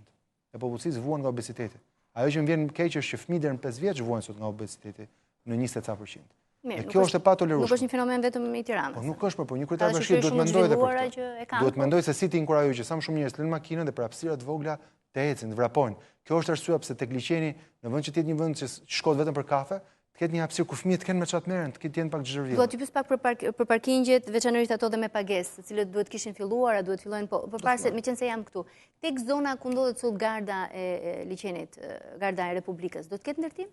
Tek zona e gardës janë 14 ndërtesa, do mbetet vetëm një. 14 tjera do rrafshohen që të kthehet parku të liçenit. Ne do marrim aty dhe 5.5 hektar tjera. Do marrim 5.5 hektar, do i shtohen liçenit. Do mbetet vetëm një ndërtesë. Do të shkatrohen 14 ndërtesa dhe do të mbetet një ekzistuese apo do të ndërtohet një? Jo, besoj që ndërtesa e shërbimeve qeveritar, ku njerëzit do të kenë one stop shopin e tyre, do të zërë të njëjtën hapësirë që do të ketë vetëm një nga ndërtesat e tyre. Sigurisht që kazerma ushtarake nuk mund të jetë kjo ndërtesë. Pra, një vend që kanë qenë dushet e ushtarëve, nuk mund të jetë vendi ku do marrim dhe pasaportën dhe pensionet, ndihmën ekonomike dhe certifikatat e pronës. Pra sigurisht që ndërtesa do jetë moderne, po do zër hapësirën e vetëm një ndërtesë. Pra do të bëhet nga e para, sa kaçe? Nuk ka akoma një projekt. Kam përshtypjen që do të shpallat një garë nga Fondi i Zhvillimit Rajoneve, me që ai është financimi i qeverisë, bashkia si ka mundësitë. Bashkia për vete do të bëj qendrën e vet administrative në bulevardin e ri. Do të mendoni për një hyrje nga kësaj do të jetë hyrja zyrtare tek parku i liçenit? Besoj që do të qyteti është zmadhuar, nuk e di çfarë më thon hyrje zyrtare. Në kuptimin, cila është hyrja, se nga të gjitha anët mund të ketë liçeni. A ka një hyrje zyrtare Hyde Park? Ka disa, po i ka të identifikuara, po. Ka një 12. Kurse Central Park ka një 42 hyrje. Kështu që te parku liçenit, ne s'mund të themi një njeriu që ka shtëpinë në Lundër dil hy nga garda, apo një njeriu që ka shtëpinë në Fark, dil dhe hy nga universiteti. Kështu që parku është bërë si një hapësirë aksesueshme nga të gjitha drejtimet. Hyrje zyrtare, ceremoniale, nuk e di këmë të quhet, ndoshta ajo që është nga garda. Okej. 14 ndërtesat që i referoheni ju më thonë që kanë një vendodhje rreth 5 metra katror gjithsej, pavarësisht se mund të jenë Tani thash, unë nuk dhe jam. ideja është apo frika apo dyshimi, skepticizmi është që ju mund ndërtoni një godinë gjigande. Po ndoshta kur ta shohim projektin mund të flasim atëherë, se unë jam këtu që jetoj jetë me shpresë, jo jetë me paranojë. Ata që jetojnë me paranojë, ke telefoni jot, rrinë të vegjël sa telefoni. Jo, janë përpara ekranit ata, janë qytetarë të tillë, jo thjesht përpara telefonit. Jo, kuptoj, pra për sa kohë që s'kemi një projekt, po kemi vetëm një vendim që 5.5 hektar që sot janë vend parkimi i gardës dhe që derdhë gjithë vaj makinave dhe që janë gjithë kazermat ushtarake. Mua më gëzon fakti. Janë vendroje, ju quani ndërtesa. Kjo ishte. Jo, pra nuk është shumë, nuk e di a keni hyrë, unë kam hyrë aty dhe di eksaktësisht për çfarë po flas. Pra në dallim nga eksperti në fjalë, unë kam hyrë aty dhe flas për hapësira dhe kapanone të pamata. Ka aty dhe oficina mekanike për gjitha makinat e gardës. Ka dhe autoblinda. Pra të lutem, nëse kjo kthehet në një betejë, shkoj një ekspert i midis dhe peshut. Me sa duket mund të kthehet edhe kjo. Ju përgatituni. Unë jam i përgatitur e dashur që çdo ditë të punës time ta kem betejë. Se e di me çfarë mentaliteti po luftoj. Me një mentalitet i cili gërhiti 4 vjet dhe tani sigurisht që nuk i vjen mirë që po punoj. Unë jam gati për betejë çdo ditë. Po ditë të them me dhunë nuk toleroj asnjë betejë. Parkingjet me pagesë në Tiranë. Kur do të fillojnë? Çfarë ndodhi me projektin që zonat që ju ndat, çmimet? Kemi filluar njërë me sheshet e parkingjeve dhe besoj brenda pranverës do fillojmë me parkingjet vetëm për jo rezidentët, pra për njerëz që parkojnë në akset kryesore të qytetit sipas atyre. Kështu që do të fillojmë dhe me ato në pranverë. Nuk ka një afat ende se kur do të vendosen metrat që do të paguhen. Tani, siç e tha dhe ju, që të bëjnë gjërat me ligj ka ca procedura. Kartët rezidenciale. Po pra. E gjitha kjo do të jetë pjesë e këtij projekti. Të gjitha këto ndodhin. Unë i mora vendimet. Prandaj u sqarova, pra shumë nga pyetjet tuaja i përgjigjen pyetjeve tuaja më parë. Prandaj mora në dhjetor që të kemi gjithë vitin të implementoj. Nuk besoj që ka qenë një ditë që kjo bashki s'ka bërë një punë publike ose një arritje në përmirësimin e qytetit, dhe sigurisht në fund këtij viti unë do gjykohem për çdo gjë që premtova që do bëj këtë vit. Parkingjet në Tiranë gjithashtu është një nga kryeqytetet që ka problem madhor, se nuk është menduar. Po kur bën parkingje do pse bën parkingje? Kur s'bën parkingje do pse s'bën parkingje? Jo, po nuk është problemi pse bëni parkingje. Problemi është si mund ta fitoj të drejtën për ndërtuar parking një kompani e cila i ka llogaritë ngrira pasi është e bllokuar. Siç ishte rasti i parkingut nëse ka kompani që nuk e përballojnë këtë, ka mënyra se si kontrata. Ata kanë bërë një depozitim që kur e kanë fituar koncesionin në kohën e Sali Berishës, këtu në vitin 2008, Dhe sigurisht që ai ish kryeministër ose fëmijët e tij me gjobat që kanë vënë, ndoshta i din gjërat më mirë, po ajo që unë di është që këtu ka një kontratë dhe që në ato kontratë stipulohet eksaktësisht se çfarë do të bëjnë dhe si ju hiqet kontrata çdo kompanie. Kështu që nëse ju do merrni në përgojë do bëjmë thashë theme. Jo, nuk po marr asnjë në përgojë, ju i sollot edhe historitë të shkuara të familjes. Jo, për çdo biznesmen. Pyetja është kjo, si mund ta fitojë një kontratë të tillë një kompani që është e bllokuar aktualisht? Tani, ajo që po them është shqetësimi që është ngritur në Tiranë. Ajo që po them është që kompanit kanë marrë përsipër këto detyrime. Nëse nuk shlyejnë detyrimet, koncesionin s'kan dhënë. Koncesionin e ka fituar në qeverinë e kaluar. Ju e aktivizuat, ju e bët sigurisht mëse erdha që të bëj punë. Ilva erdha që të bëj punë. Dhe nëse unë do rrim mbi gjë, sigurisht s'do kritikojmë, por as do bëj ndonjë punë. Unë dua që në fund të mandatit them 1, 2, 3, 4, 5, 6 ja ku janë parkingjet toksore. Po e respekton marrëveshjen deri tani? Kompania në fjalë? Deri tani po respekton. Në momentin që ne do kemi një devijim, sigurisht që ka penalitete. Po këtë i thoni bëni gjërat me ligj, këtë i thoni hajtë merrni me thashë theme. Unë s'merr me thashë theme. Dakor, është i ligj, gjithçka e ligjshme në parkingun që është dhënë tek Parku Rinia. Po patjetër më. Nëse ish kryeministri ka bërë gjërat pa ligjshme, le të na e konfesoj. Siç hap thashë theme, le të na konfesoj edhe këtë. Pra po të kemi këtu një rrëfim dhe qeveria Sali Berisha që ka dhënë koncesion, të thotë që ne në 2008 i kemi bërë korruptive, i kemi bërë me hile, kemi vjedhur popullin shqiptar, do i themi të faleminderit për sinqeritetin dhe ne do të rriqemi. Po në këtë fazë janë duke përhapur thashë theme ata që dhanë koncesionin. Tani ka ku të rri kjo? Keni thënë se gjelbrimi nuk do të preket pas ndërtimit të këtij parkimi. Do jetë si mbani përgjegjësi që qofse nuk ndodh kështu? Do jetë si parkingjet që keni parë jashtë vendit. Që pasi bëhet parkingu në toksor, Tirana sa u bë pjesë e rrjetit të qyteteve metropolitane, në qytetin e Torinës ka 20 tilla, edhe poshtë katedrale. Dhe çfarë bëhet? Pasi mbaron parkimi, vjet prap gjelbrimi dhe mbillen më shumë pemë se ç'mund të ketë pas ndonjëherë ai park. Tani, në qoftë se ju më thoni që me që po më pyesni për parkingin. Dhe të flasim me fakte, se unë nuk citoj thashë them, unë flas me fakte. S'është thashë them, unë kam një fakt që më vjen tani, por nuk e di verifikimin. Që ligji i cili ju i referoni është i 2006-s, i cili është fuqizuar në 2013 për koncesionet, në rastin konkret të parkingut të Tavanit. Tani, po ju them, nuk është ligji nuk ka expiry date, po. Po pra, nuk ka prapavepruese. Po jo, më që hyn një ligj i ri dhe shfuqizon të mëparshmet. Po nuk ka shfuqizuar produktet e ligjit më përparshëm. Se po i bie ashtu atëherë në Shqipëri duhet të privatizohet gjithçka dhe të shtetit bëhet. Pra, njeriu që po të fut në qorsokak nuk ka as minimumin e njohurive juridike. Unë nuk jam asnjë qorsokak, po ja logjikohet. Ne të dy jemi juristë. Përgjigjja juaj vlen për ata që jemi të dy nuk jemi jurist. Po mendja ta pret që fakti që ka një ligj të ri nuk do thotë i bie të shtetëzojmë gjithë pronat private. Në qoftë se që janë kështu, po s'është kështu, të dy e dim se kjo. Parkingjet tjera. Plani i parkingjeve me gjurmët e parkingjeve, vlerësimi strategjik mjedisor i planit rregullus Tiranës, profesor asistent doktor Jamar Maltezi, profesor asistent doktor Sazan Guri. Tani, për këta ishte okej. Tani që s'janë pushtet, tani s'qeka okej. Tani, këtu duhet ketë një moral. Pra unë e kuptoj që detyra medias është ç'a thua ti. Po për te kësaj duhet kërkoj fakte dhe për te kësaj duhet kërkoj dhe pak moralin politik. Tani, a ka moralin politik që kur je vetë në qeveri e ke dhënë koncesionin për parkimin në toksor, edhe ke Shish Italia dhe këtu, u tërhoq investitori ke Shish Italia, e mori bashkia, sa i se zhvillon të dot, dhe ja ku kemi rastin. Tani, këta personazh, të cilët sot u lërasin, tani vajtën bllokuan trafikun në Tiranë për të protestuar për parkun që kishin firmoz vetë. Po të kishte parking në toksor, dhe të ishte bërë që në 2008, do kishin parkuar poshtë, dhe do dilni si zotnit, protestonin lartë. E kuptoj. Por tani, ambientalistë që shkaktojnë trafik, ambientalistë, prandaj thash duhet më marrë me thashë theme, duhet marrë në letra në studio. Ku do të jenë vend parkimet e tjera në toksore? Siç i ka plani zviceran, plani francez, plani japonez, dhe siç do t'i ketë plani i Stefano Boerit. Në ato vende që janë tashmë të identifikuar dhe që ka 25 vite që janë identifikuar. Tjetër do jetë tek i stacioni trenit. Ai është investim i bashkisë, sepse është pjesë e një negociate që ne bëm me Fondin e Abu Dhabit, dhe nga negociata që bëm me Fondin e Abu Dhabit, u ul norma interesit, u zhbllokua kredia që nuk zhbllokoi për shpronësimet që nuk bëheshin tek bulevardi i ri, dhe kemi fituar mjaftueshëm para në këtë negociat, sa përveç parkingu do bëjmë dhe bashkinë e re, me paratë që fituam nga rinegocimi i këtij financimi. Kështu që tjetri do jetë pronë e bashkisë edhe do jetë.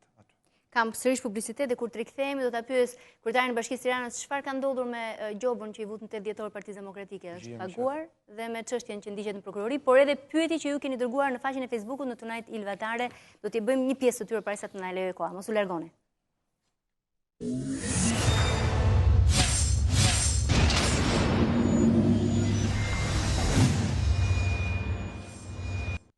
është pjesa e fundit e intervistës, shpresoj të jetë më dinamike për sa i takon pyetje-përgjigjeve që kam për ju, zoti Veliaj. I morët paratë e Gjobës që i vendosët Partisë Demokratike për dëmet që shkaktuan protestën 8 dhjetorit? Jam shumë afër. Afër kujt? Afër marrjes parave dhe me ato para, siç e kam premtuar publikisht, do bëjmë më shumë investime për komunitetin rom, për disa shtëpi të lëvizshme që do ndërtojmë. Kështu që me ato 160 milion lekë të Partisë Demokratike do bëjmë të paktën një vepër të mirë publike, edhe për të sqaruar qytetarët që me këto para bëjmë punët publike, kështu që jam shumë afër marrjes së parave dhe siç kam premtuar, do t'i marr paratë, se nuk janë paratë e mia, po janë paratë e dëmit të pronës qytetarëve të Tiranës që u shkaktuan nga një parti që përdor vandalizmin si ofertë politike.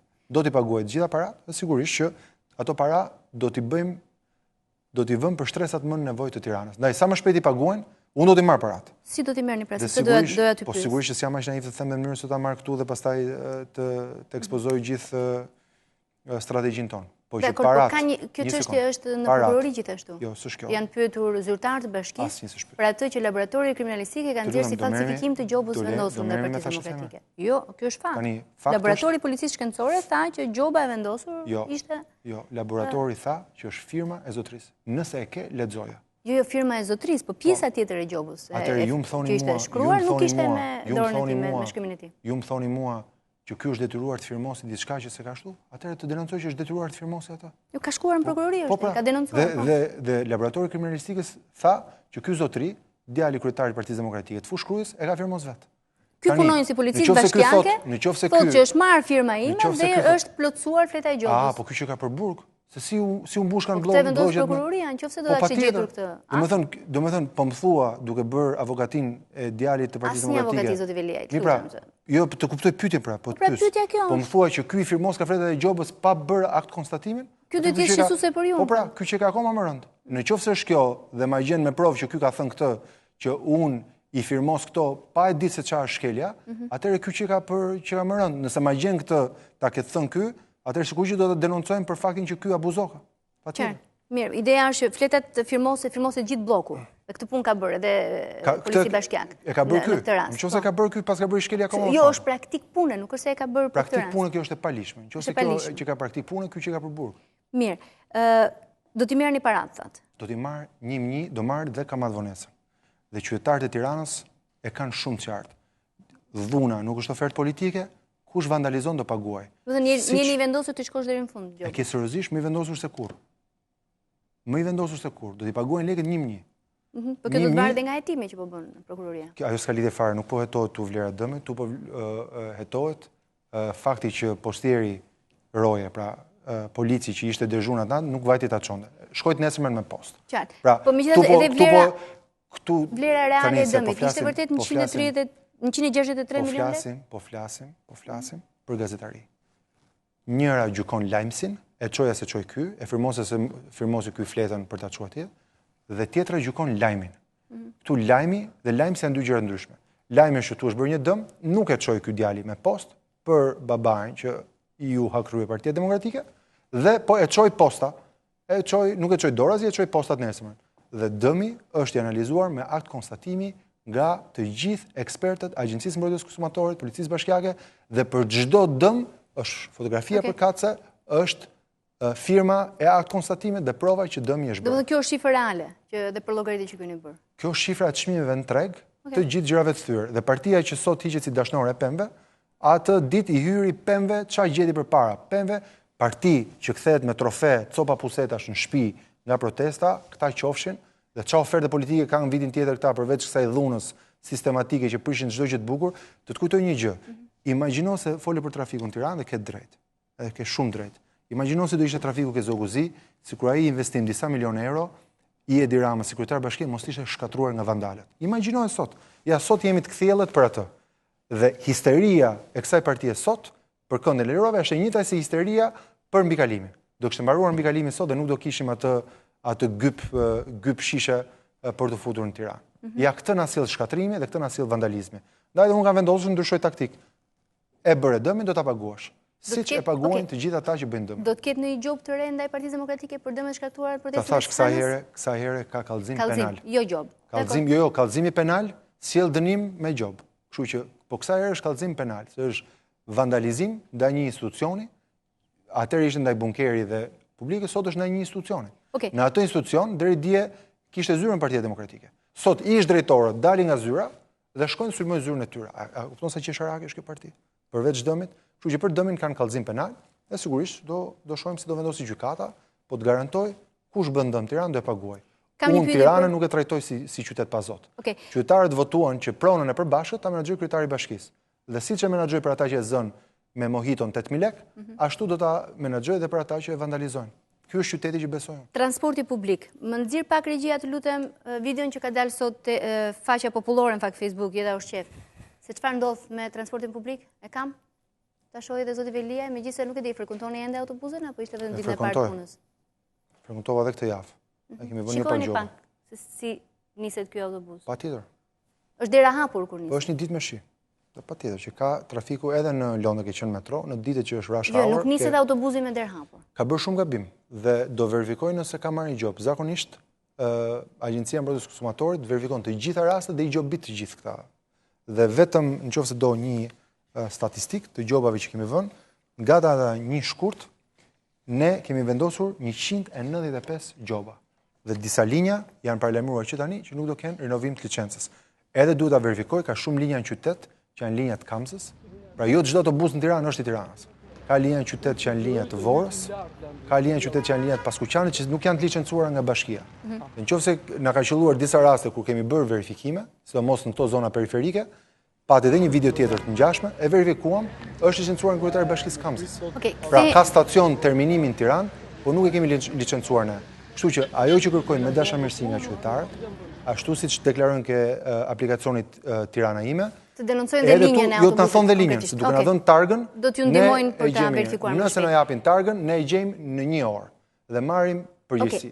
Janë pushuar shofer, janë pushuar faturino, janë gjobitur thash nga data 1 shkurt 195 gjoba dhe do vazhdojmë. Po na duhet informacioni saktë. Nëse është një linjë pas Kuqanit, çmimi i transportit publik në këtë studio madje në fund të dhjetorit, por sot që flasim është rritur me ka shkuar 400. Tani, nëse do transparencë, të lutem mos u refero padrejtësisht atyre që kam thënë. Thash çmimi nuk do të shkojë 700 lekë. Dhe çmimi nuk do të ketë vlerë reale të kostos. Indeksimi është diçka që e ka edhe kjo shishe ujë.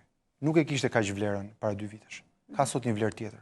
Të gjitha produktet janë indeksuar. Kam qenë ministër i punës dhe çështjeve sociale. Kam indeksuar çdo vit 2.2-3 sa ka qenë inflacioni, kam indeksuar pensionet, kam indeksuar ndihmën ekonomike.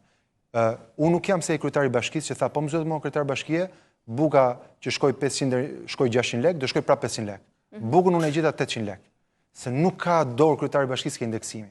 Dhe ajo që ndodhi është që kjo parti, me qeverinë qendrore dhe me bashkinë, e kishte mundësinë ta stabilizonte tregun e autobusëve. Unë këto kontrata nuk i kam bërë, i gjeta. Dhe e vetmja ofertë që bëra për të zgjidhur atë ngërç është mund të pranojmë indeksimin që ata mund ta fitojnë me gjykatë dhe sot do kishim qenë këtu dhe pyetja juaj e dilet si do kishte qenë? Po mirë, pse la Tiranën 2 muaj pa autobus, kur ju e dini që indeksimi ishte i pashmangshëm? Jo, pyetja ime është në fakt indeksimi shoqërohet edhe me rimbursim, me kompensim. Jo, ne nuk i rimbursojmë. Jo, as 0 rimbursim. Pra ata kanë indeksim dhe në fakt indeksimi ju shkonte 420-430 lekë, nuk pranuam aq, thamë do bëjmë indeksimin minimal. Indeksimin minimal me cilën bankat çliruan overdraftet, me cilët u paguan. Unë mund të kisha qenë dhe i papërgjeshëm. Do kisha fituar një ditë dhe do kisha humbur një jetë. Do kisha fituar një ditë këtë famën histerike populiste, sa mirë u bëri, ndatë një janar do ishim gjithë pa makina, do kishim marrë gjithë taksi ose në këmbë, pas 2-3 muaj do ishte fituar gjyqi për indeksimin, se është diçka që bëhet me çdo produkt, dhe me drejt qytetarët do thoshin, po mirë më për të bërë gangsterin një ditë edhe për të bërë populistin një ditë e bërë këtë punë, dhe na le 3 muaj rrugëve, jam këtu që të bëj zgjedhje të pakëndshme, kjo është një zgjedhje e pakëndshme, jashtëzakonisht e vështirë, por jam këtu për të bërë zgjedhje të vështira. Zgjedhja e lehtë ishte ajo gërhitjes, e bëri dikush dhe pam si shkoi. Pyetje, më ndihmoni që të ecim pak me ritëm. Ilvi Deda pyet. Po, nëse njerëzit kanë sot një informacion, duhet të japim të paktën targën ose të paktën një informacion që ne mund të gjejmë ku është burimi i problemit. Në disa raste që kemi identifikuar me autobuset, të Kamzës, të Paskuqanit, Dvorës, që nuk janë të Bashkisë Tiranës, por që kalojnë mes Tiranës dhe ne s'indalojmë dot se s'mund të jemi qytet me postoblok. Më kërkojnë t'ju pyes për abonetë studentit. Ka 6 muaj që ka filluar viti i ri arsimor dhe nuk gjendet një abonet studentësh. Do interesohem, është era parë që dëgjoj për abonetë studentit. Sigurisht që abonetë studentit ka një vend edhe në qytet studenti, edhe në një qendër të trajtimit studentëve që shiten. Do ta verifikojnë, nëse duan më shumë do bëjmë më shumë abonetë studentë. Çfarë ndodhi me ujësillësin? Por duhet të kujtoj që abonet emetohen nga Ministria e Financave. Pra, bashkia cakton linjat, bashkia bën disiplinimin. Ne do të shkojmë drejt një procesi këtë vit të një sistemi elektronik, ku e gjitha dhe aboneja do jetë një koncept elektronik. Çfarë ndodhi me ujësillësin e Tiranës? Zgjedhje e gabuar me drejtorin?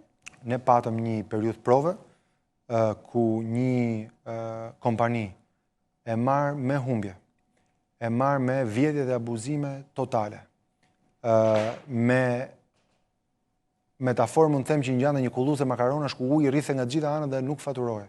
Dhe vjedhej. Ka nevojë urgjente për reformim. U bë një punë e lavdrueshme, por për mendimin tim e pamjaftueshme. Me problemin që patëm me çështjen e mbifaturimeve, mora një vendim që kishim nevojë për një leadership të ri në ujësillës, që këtë disiplinim fillestar që nisi ta çojë në një nivel akoma më të lartë. Juna Krasta, më ndihmo pak të lutem regjia sërish me pyetjen e radhës. Zoti Erion, si do të bëhet për ndotjen akustike që rrethon banesat? Ka një zallamahi nga lokalet rreth pallatit. Po, Juna ka absolutisht drejt, edhe ajo që duhet i them Junës është ne kemi një ngërç ligjor ku leja mjedisore jepet nga Inspektorati i Mjedisit që është i qeverisë qendrore, nuk është i bashkisë. Dhe ajo që i kemi kërkuar qeverisë qendrore, kemi bërë dhe një propozim, është që kjo kompetencë duhet i kalojë bashkisë. Vetëm kryetari i bashkisë dhe agjencitë e bashkisë u dhemb zhurma apo e ndjejnë më shumë impaktin që ndotja akustike ka, se sa le themi një inspektor i qeverisë qendrore që as nuk votohet nga qyteti i Tiranës dhe as nuk jep llogari qytetit të Tiranës, po është aty një i emëruar i qeverisë qendrore. Kështu që kemi kërkuar që kjo kompetencë të kalojë bashkisë dhe bashkia të ketë mundësi që ta disiplinojë këtë proces. Kështu që edhe ndotja e këtyre zgarave që bëjnë tyme qofte dhe këtyre ndotja akustike, duke qenë se hyn në kategorinë e ndotjeve. Që ndërtohet ore pa orë, nuk ka ditë pushimi. Nëse ka ndërtim ore pa orë, këtë pastaj sigurisht që verifikon bashkia, po duke qenë se në bashki nuk është dhënë asnjë leje, nëse dikush po merremeton dhe po vën pllakat e shtëpisë vet, mjafton që të kemi një sinjalizim dhe sigurisht që ne kemi marrë 10 herë masa për dikë që le themi i ndron pllakat apo vendos derën në momentin e gabuar. Kam një pyetje nga një voglushe që në fakt do doja, edhe pse jemi në kufit kohës, do doja ta lexoja sepse ju drejtohet ju zoti Velia dhe më ka ardhur vetëm sot kur u zbulua që do të ishit në emision. Drejtuar kryetarit të Bashkisë Tiranë. I dashur zoti kryetar, më ndihmo pak ta kemi edhe për teleshikuesit. Unë që po ju shkruajm quhem Tiana, jam në klasën e 2. Në klasën e 2 tek shkolla Edith Durham, jetoj tek Kodra e Diellit, një lagje e krijuar së fundmi. Atëherë, që ta kem dhe unë përpara, e krijuar në vitet e fundit në Tiranë. Vazhdon letra me shkrim dore, drejtuar jush. Dhe thot, pallati ku unë jetoj gjendet në Maj të Kodrës. Rruga për atje është shumë e përpjet. Çdo ditë mbas shkollës së bashku me mamin dhe vëllain, bëjmë atë rrugë të vështirë për në shtëpi. Jemi të detyruar të ecim në këmbë pasi asnjë linjë autobusi nuk kalon në lagjen tonë. Të lutem, të gjeni mundësinë për të sjellë një autobus të vogël për lagjen time. Shpresoj që ta lexosh letrën time dhe të më përgjigjesh. Faleminderit, Tiana Daco. Okej. Për Tianën kam 2 përgjigje. Një përgjigje është për të, që mund ta kuptoj ajo, edhe një përgjigje është në fakt për prindërit e saj, që mund ta kuptojnë ata. Përgjigja për Tianën e vogël është që po jemi duke punuar që një lagje e cila nuk ka autobus në sistemin e ri të linjave të shpërndara në Tiranë të ketë gjithashtu transport publik. Ka kaluar një ligj që do të thotë qeveria ka vendosur një rregull se si bëhen linjat, i cili ka kaluar në parlament, besoj që hyn fuqi për punditësh në atë që quhet fletore zyrtare, pra të publikimit të ligjeve dhe ne do fillojmë aplikimin e linjave të reja. Dhe tani një përgjigje për prindrit e Tiranës. Zona e Kodrës Diellit dhe gjitha ajo lagje nga ana jugore e Unazës së Re, është një zonë që deri para pak muajsh ka qenë e komunës Fark. Nga densësia e pallateve që janë dhënë në ato komunë Fark, rruga për të cilën flet vajza, që është rruga që kalon ngjitur me Kopshtin Botanik, është një nga rrugët më të pjerta dhe nga rrugët më të ngushta në atë lagje të mbi ndërtuar. Mbi populluar. Të mbi populluar. Kjo do të thotë që dhe kontratat e autobusëve janë bërë nga ish komuna për një linjë që kalon nga kopshti zoologjik dhe që nuk degëzohet, pra kalon deri në autostradë, por nuk degëzohet tek Kodra Dielli. Do të bëni një zgjidhje? Kështu që po, u mbarojnë kontratat, sepse nëse ndërpresim duhet paguajmë penalitete. Shumë linjave të komunës, ne nuk e kemi këtë problem vetëm me linjën e Farkës, e kemi me linjën e Kasharit, e kemi me linjën e Pezës, e kemi me linjën e Ndrogjit, e kemi me linjën e Baldushkut, që janë totalisht linja problematike dhe me të mbaruar këto kontratat, besojmë në muajin qershor, këto të gjitha futen në një sistem të menaxhimit të transportit publik. Por e thash, kjo ka qenë një zonë ku pallatet janë dhënë në mënyrë abuzive, se e sollë muhabetin dhe prapë ke liçeni erdhëm. Ku ajo kurore e liçenit nga ish komuna Fark e shkatruar, ju kujtoj që përpara ca kohësh ra Kodra te ajo zonë që thotë Tiana e vogël. Dhe u detyruam që me taksat sot të paguajmë dëmin që ka bërë dikush dje. Dhe për këtyre problematikave që kemi trashëguar nga komuna dhe jo nga Bashkia e Tiranës, do të na duhet marrim këto vendime brenda këtij viti. Pyetje sërish, është gazetare e njohur, po nuk i mungon humori sidomos në Facebook, i Vatiço. Pyet, si do të bëhet me furgonat e furnizimeve që hynë gjatë gjithë ditës në rrugisat e ngushta të lagjeve? Ku do të jenë me oraret kufizuara si në gjithë botën? Ne kemi filluar një kufizim orari nga ora 7 deri në orën 9 për Ivën. Po respektohet? Kjo e mëngjesit po. Sërish? Kjo e mëngjesit po. Ajo me siguri ankohet për orët e tjera të ditës. Megjithatë, kemi hasur një rezistencë jashtëzakonshme. Unë e di që çdo vendim që ne marrim, dikujt ja prish, dikujt ja ndreq, por besoj që ai kufizimi i mëngjesit sigurisht ishte i duhuri.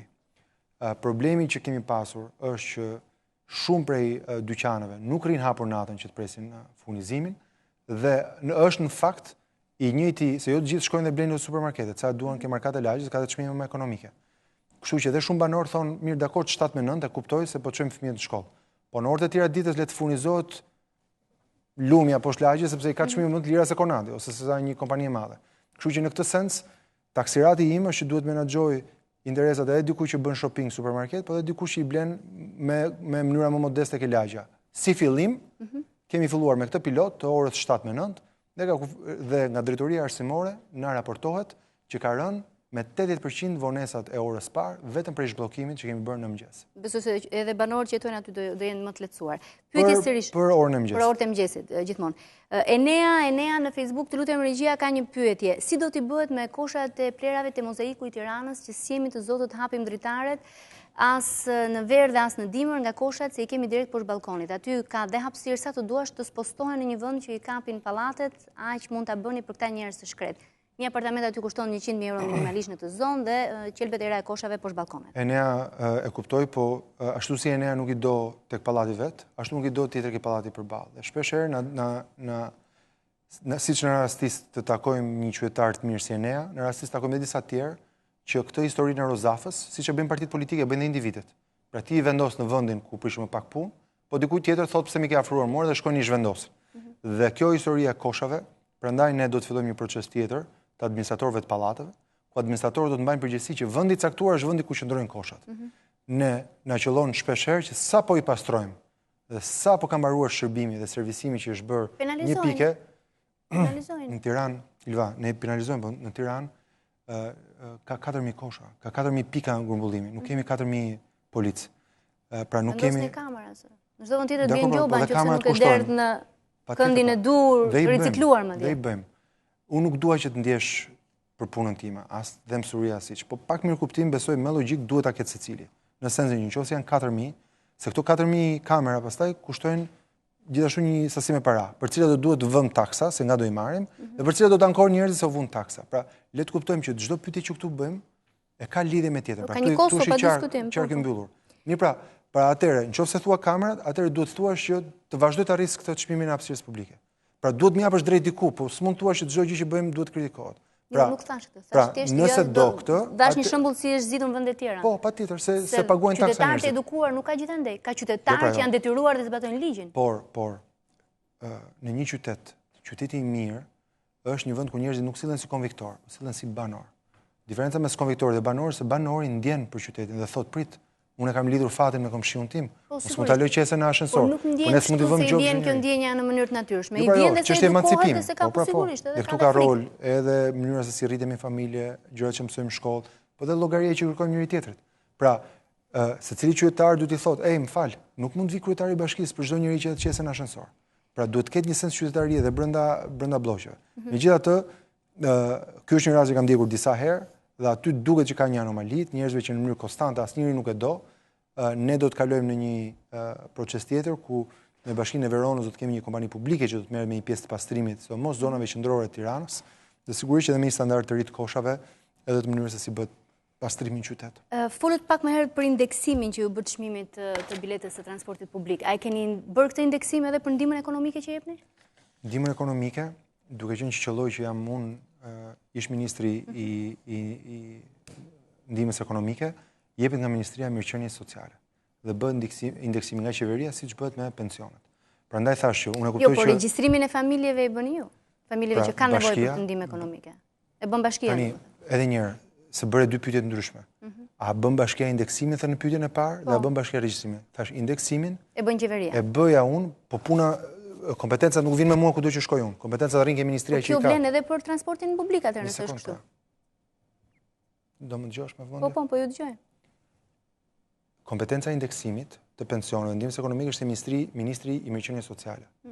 Kur isha ministri i Mirëqenies Sociale e kisha këtë kompetencë. Tani nuk jam. Po nuk do të thotë që kjo kompetencë vjen ku shkon Erioni. Rri ke ministria. Pra vazhdon indeksimin e pensioneve ndihmës ekonomike bën vetëm për transportin publik e morët me vete. Po të transporti publik se Bashkia Tirana ka ndryshe nga Durrësi. Bashkia Tirana ka ndryshe nga Berati dhe nga Lushnja. Pra, për një që është kompetencë e bashkisë e transportit publik, secila bashki ka linjat e veta, distancat e veta, autobuset e vet, ndërkohë që një bashki tjetër që mund të ketë vetëm një linjë, apo një bashki tjetër që se ka të privatizuar, si për shembull në Durrës apo në qytete të tjera, ka aksione publike. Unë e gjeta totalisht privatizuar. Kështu që kjo është një kompetencë lokale, ku ligjit ma japi ndihmës ekonomike do ta shumëfishojnë, po të kemë mundësit financiare. Kreditet e buta? A mundon të bëjmë pyetjen e saktë. Kreditet e buta? Kreditet e buta kanë një pauzim nga Ministria e Zhvillimit Urban, e cila garanton në bank kredinë e butë, pra jep garancin, me të zhbllokuar ajo kredinë do të vazhdojmë. Por ditë të them dhe këtë që shumë prej këtyre që bërtasin sot dhe që janë me disa apartamente dhe disa makina kanë qenë përfitues kredive të buta në kohën e Lulzim Bashën Bashkisë Tiranës. Deputet Partisë Demokratike, ministra, zëvendësministra, turpi i madh se sikur kishin përfunduar kreditë e buta. Ndaj dhe Tina Gjermeni mori vendimin e dur, tha ta bllokojmë këtë proces, të bëjmë transparencë dhe të shikojmë se si gjithë këta ish pushtetarë të bashkisë apo të ish qeverisë sot pas kanë qenë të gjithë gjunafqarë i pas kanë marrë kreditë e buta. Kështu që ajo po bën këtë audit dhe me ta është bllokuar këtë proces. Ne do japim për nevojtarët. Sigurisht për ata që kanë nevojë. Banesat sociale kur do shpërndahen? Banesat sociale shumica u shpërndan dhe kemi edhe një fazë tjetër. Kemi një proces seleksionimi te banesat sociale mos u habit dhe aty kishim antar Këshillit Bashkiak Partisë Demokratike që aplikonin për banesat sociale. Po i lëm rastet e denoncimit, keni bërë këtë denoncim. Prandaj them që duhet ta bëjmë. Ju do ta bëni mirë besoj këtë shpërndarjen. Tani prandaj se përfundova sot që të bëj me keqardhje citimin e televizionit ku ju bëni lajmet. Po besoj e mban mend edhe me Tonin Torshanën, edhe me qytetarë tjerë, kemi bërë shpërndarje të banesave sociale. Pra, na ka mbetur dhe një pjesë e vogël e banesave sociale. Zhbllokuam një ngër që kishte 4 vjet dhe njerëz që ishin realisht nevojtarë. Dhe kur ma bën pyetjen se kur s'kan bërë asgjë, i bie që harron ato që keni transmetuar. Çfarë do të bëni ende? Mund të do të vazhdojmë. Kjo shpjegon dhe pritshmërinë që kemi ndaj jush, dhe kanë dhe qytetarë. Unë e çmoj pritshmërinë. Jam jashtë kohës, por do më duhet t'i kthem pyetjes fundit, do t'i kthem asaj që në fakt ishte edhe qendra e kësaj interviste në 2 pjesë të para. Parku, ju thatë që keni të hapur derën për ata që kanë shqetësime për konsultime. Nëse nga këto konsultime ju kërkojnë të mos vazhdoni punimet tek liçeni, çfarë do të bëni? Unë nuk jam kryetar bashkie për kapriço. Jam kryetar bashkie për të menaxhuar qytetin. Nëse ka një arsye të fortë, siç ishte ekzistenca një kafeje, atëherë çdo e bëja, po s'ka kafe. Nëse ka një propozim apo një bindje të fortë, me provë që aty do ketë ndërtime, pallate nga ato çuditëra që dëgjova, po nuk do ketë. Doli tjetër që thanë do jetë me lek, nuk do jetë. Pra, për sa kohë që dikush artikulon frikrat e veta, kjo nuk është argument. Unë jam këtu të artikuloj shpresat e një qyteti dhe shpresat i kthejnë në produkte dhe në punë. Nëse dikush thotë kam frikë nga kjo, kam frikë nga kjo, unë nuk jam këtu, unë nuk jam psikolog. Unë jam kryetar bashkie.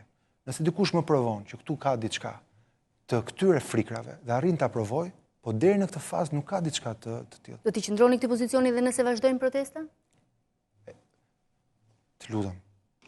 Nuk e di pse s'ka qenë e qartë. Po, 200.000 fëmijët e Tiranës do kenë një park të denjë siç e kanë fëmijët e kryetarit të opozitës në Holland. Dhe nëse në shkrimet tuaja, në kërkesat në fushat, më thanë duam vende për fëmijët dhe unë po e zbatoj këtë, më lini mundësinë ta provoj. Se kjo që dikush të ekzekutohet pa gjyq ndodhe njëherë në kohë. Kjo që partia kishte shihet urbanistike ndodhe njëherë në kohë. Fakti që dikush bën zhurmë dhe shkakton vandalizëm duhet të vërë në gjunjë një qytet, po i përgjigjem me shumë qetësi. Jo, kjo nuk ka për ndodhur. Qyteti nuk dorëzohet më. Dhe kur ka tentativa për ta dëmtuar qytetin, qoftë një parti apo një individ do i paguaj dëmin qytetit. Ky nuk është qyteti im personal, ky është qyteti atyre që më votuan. Ata që më votuan më mirë besuan që hapësirën publike mos u azër kush. Nëse u azët, tu a paguaj siç e paguan privatet. Të mos u vandalizoj dhe nëse e bëjnë këtë, ta paguajnë.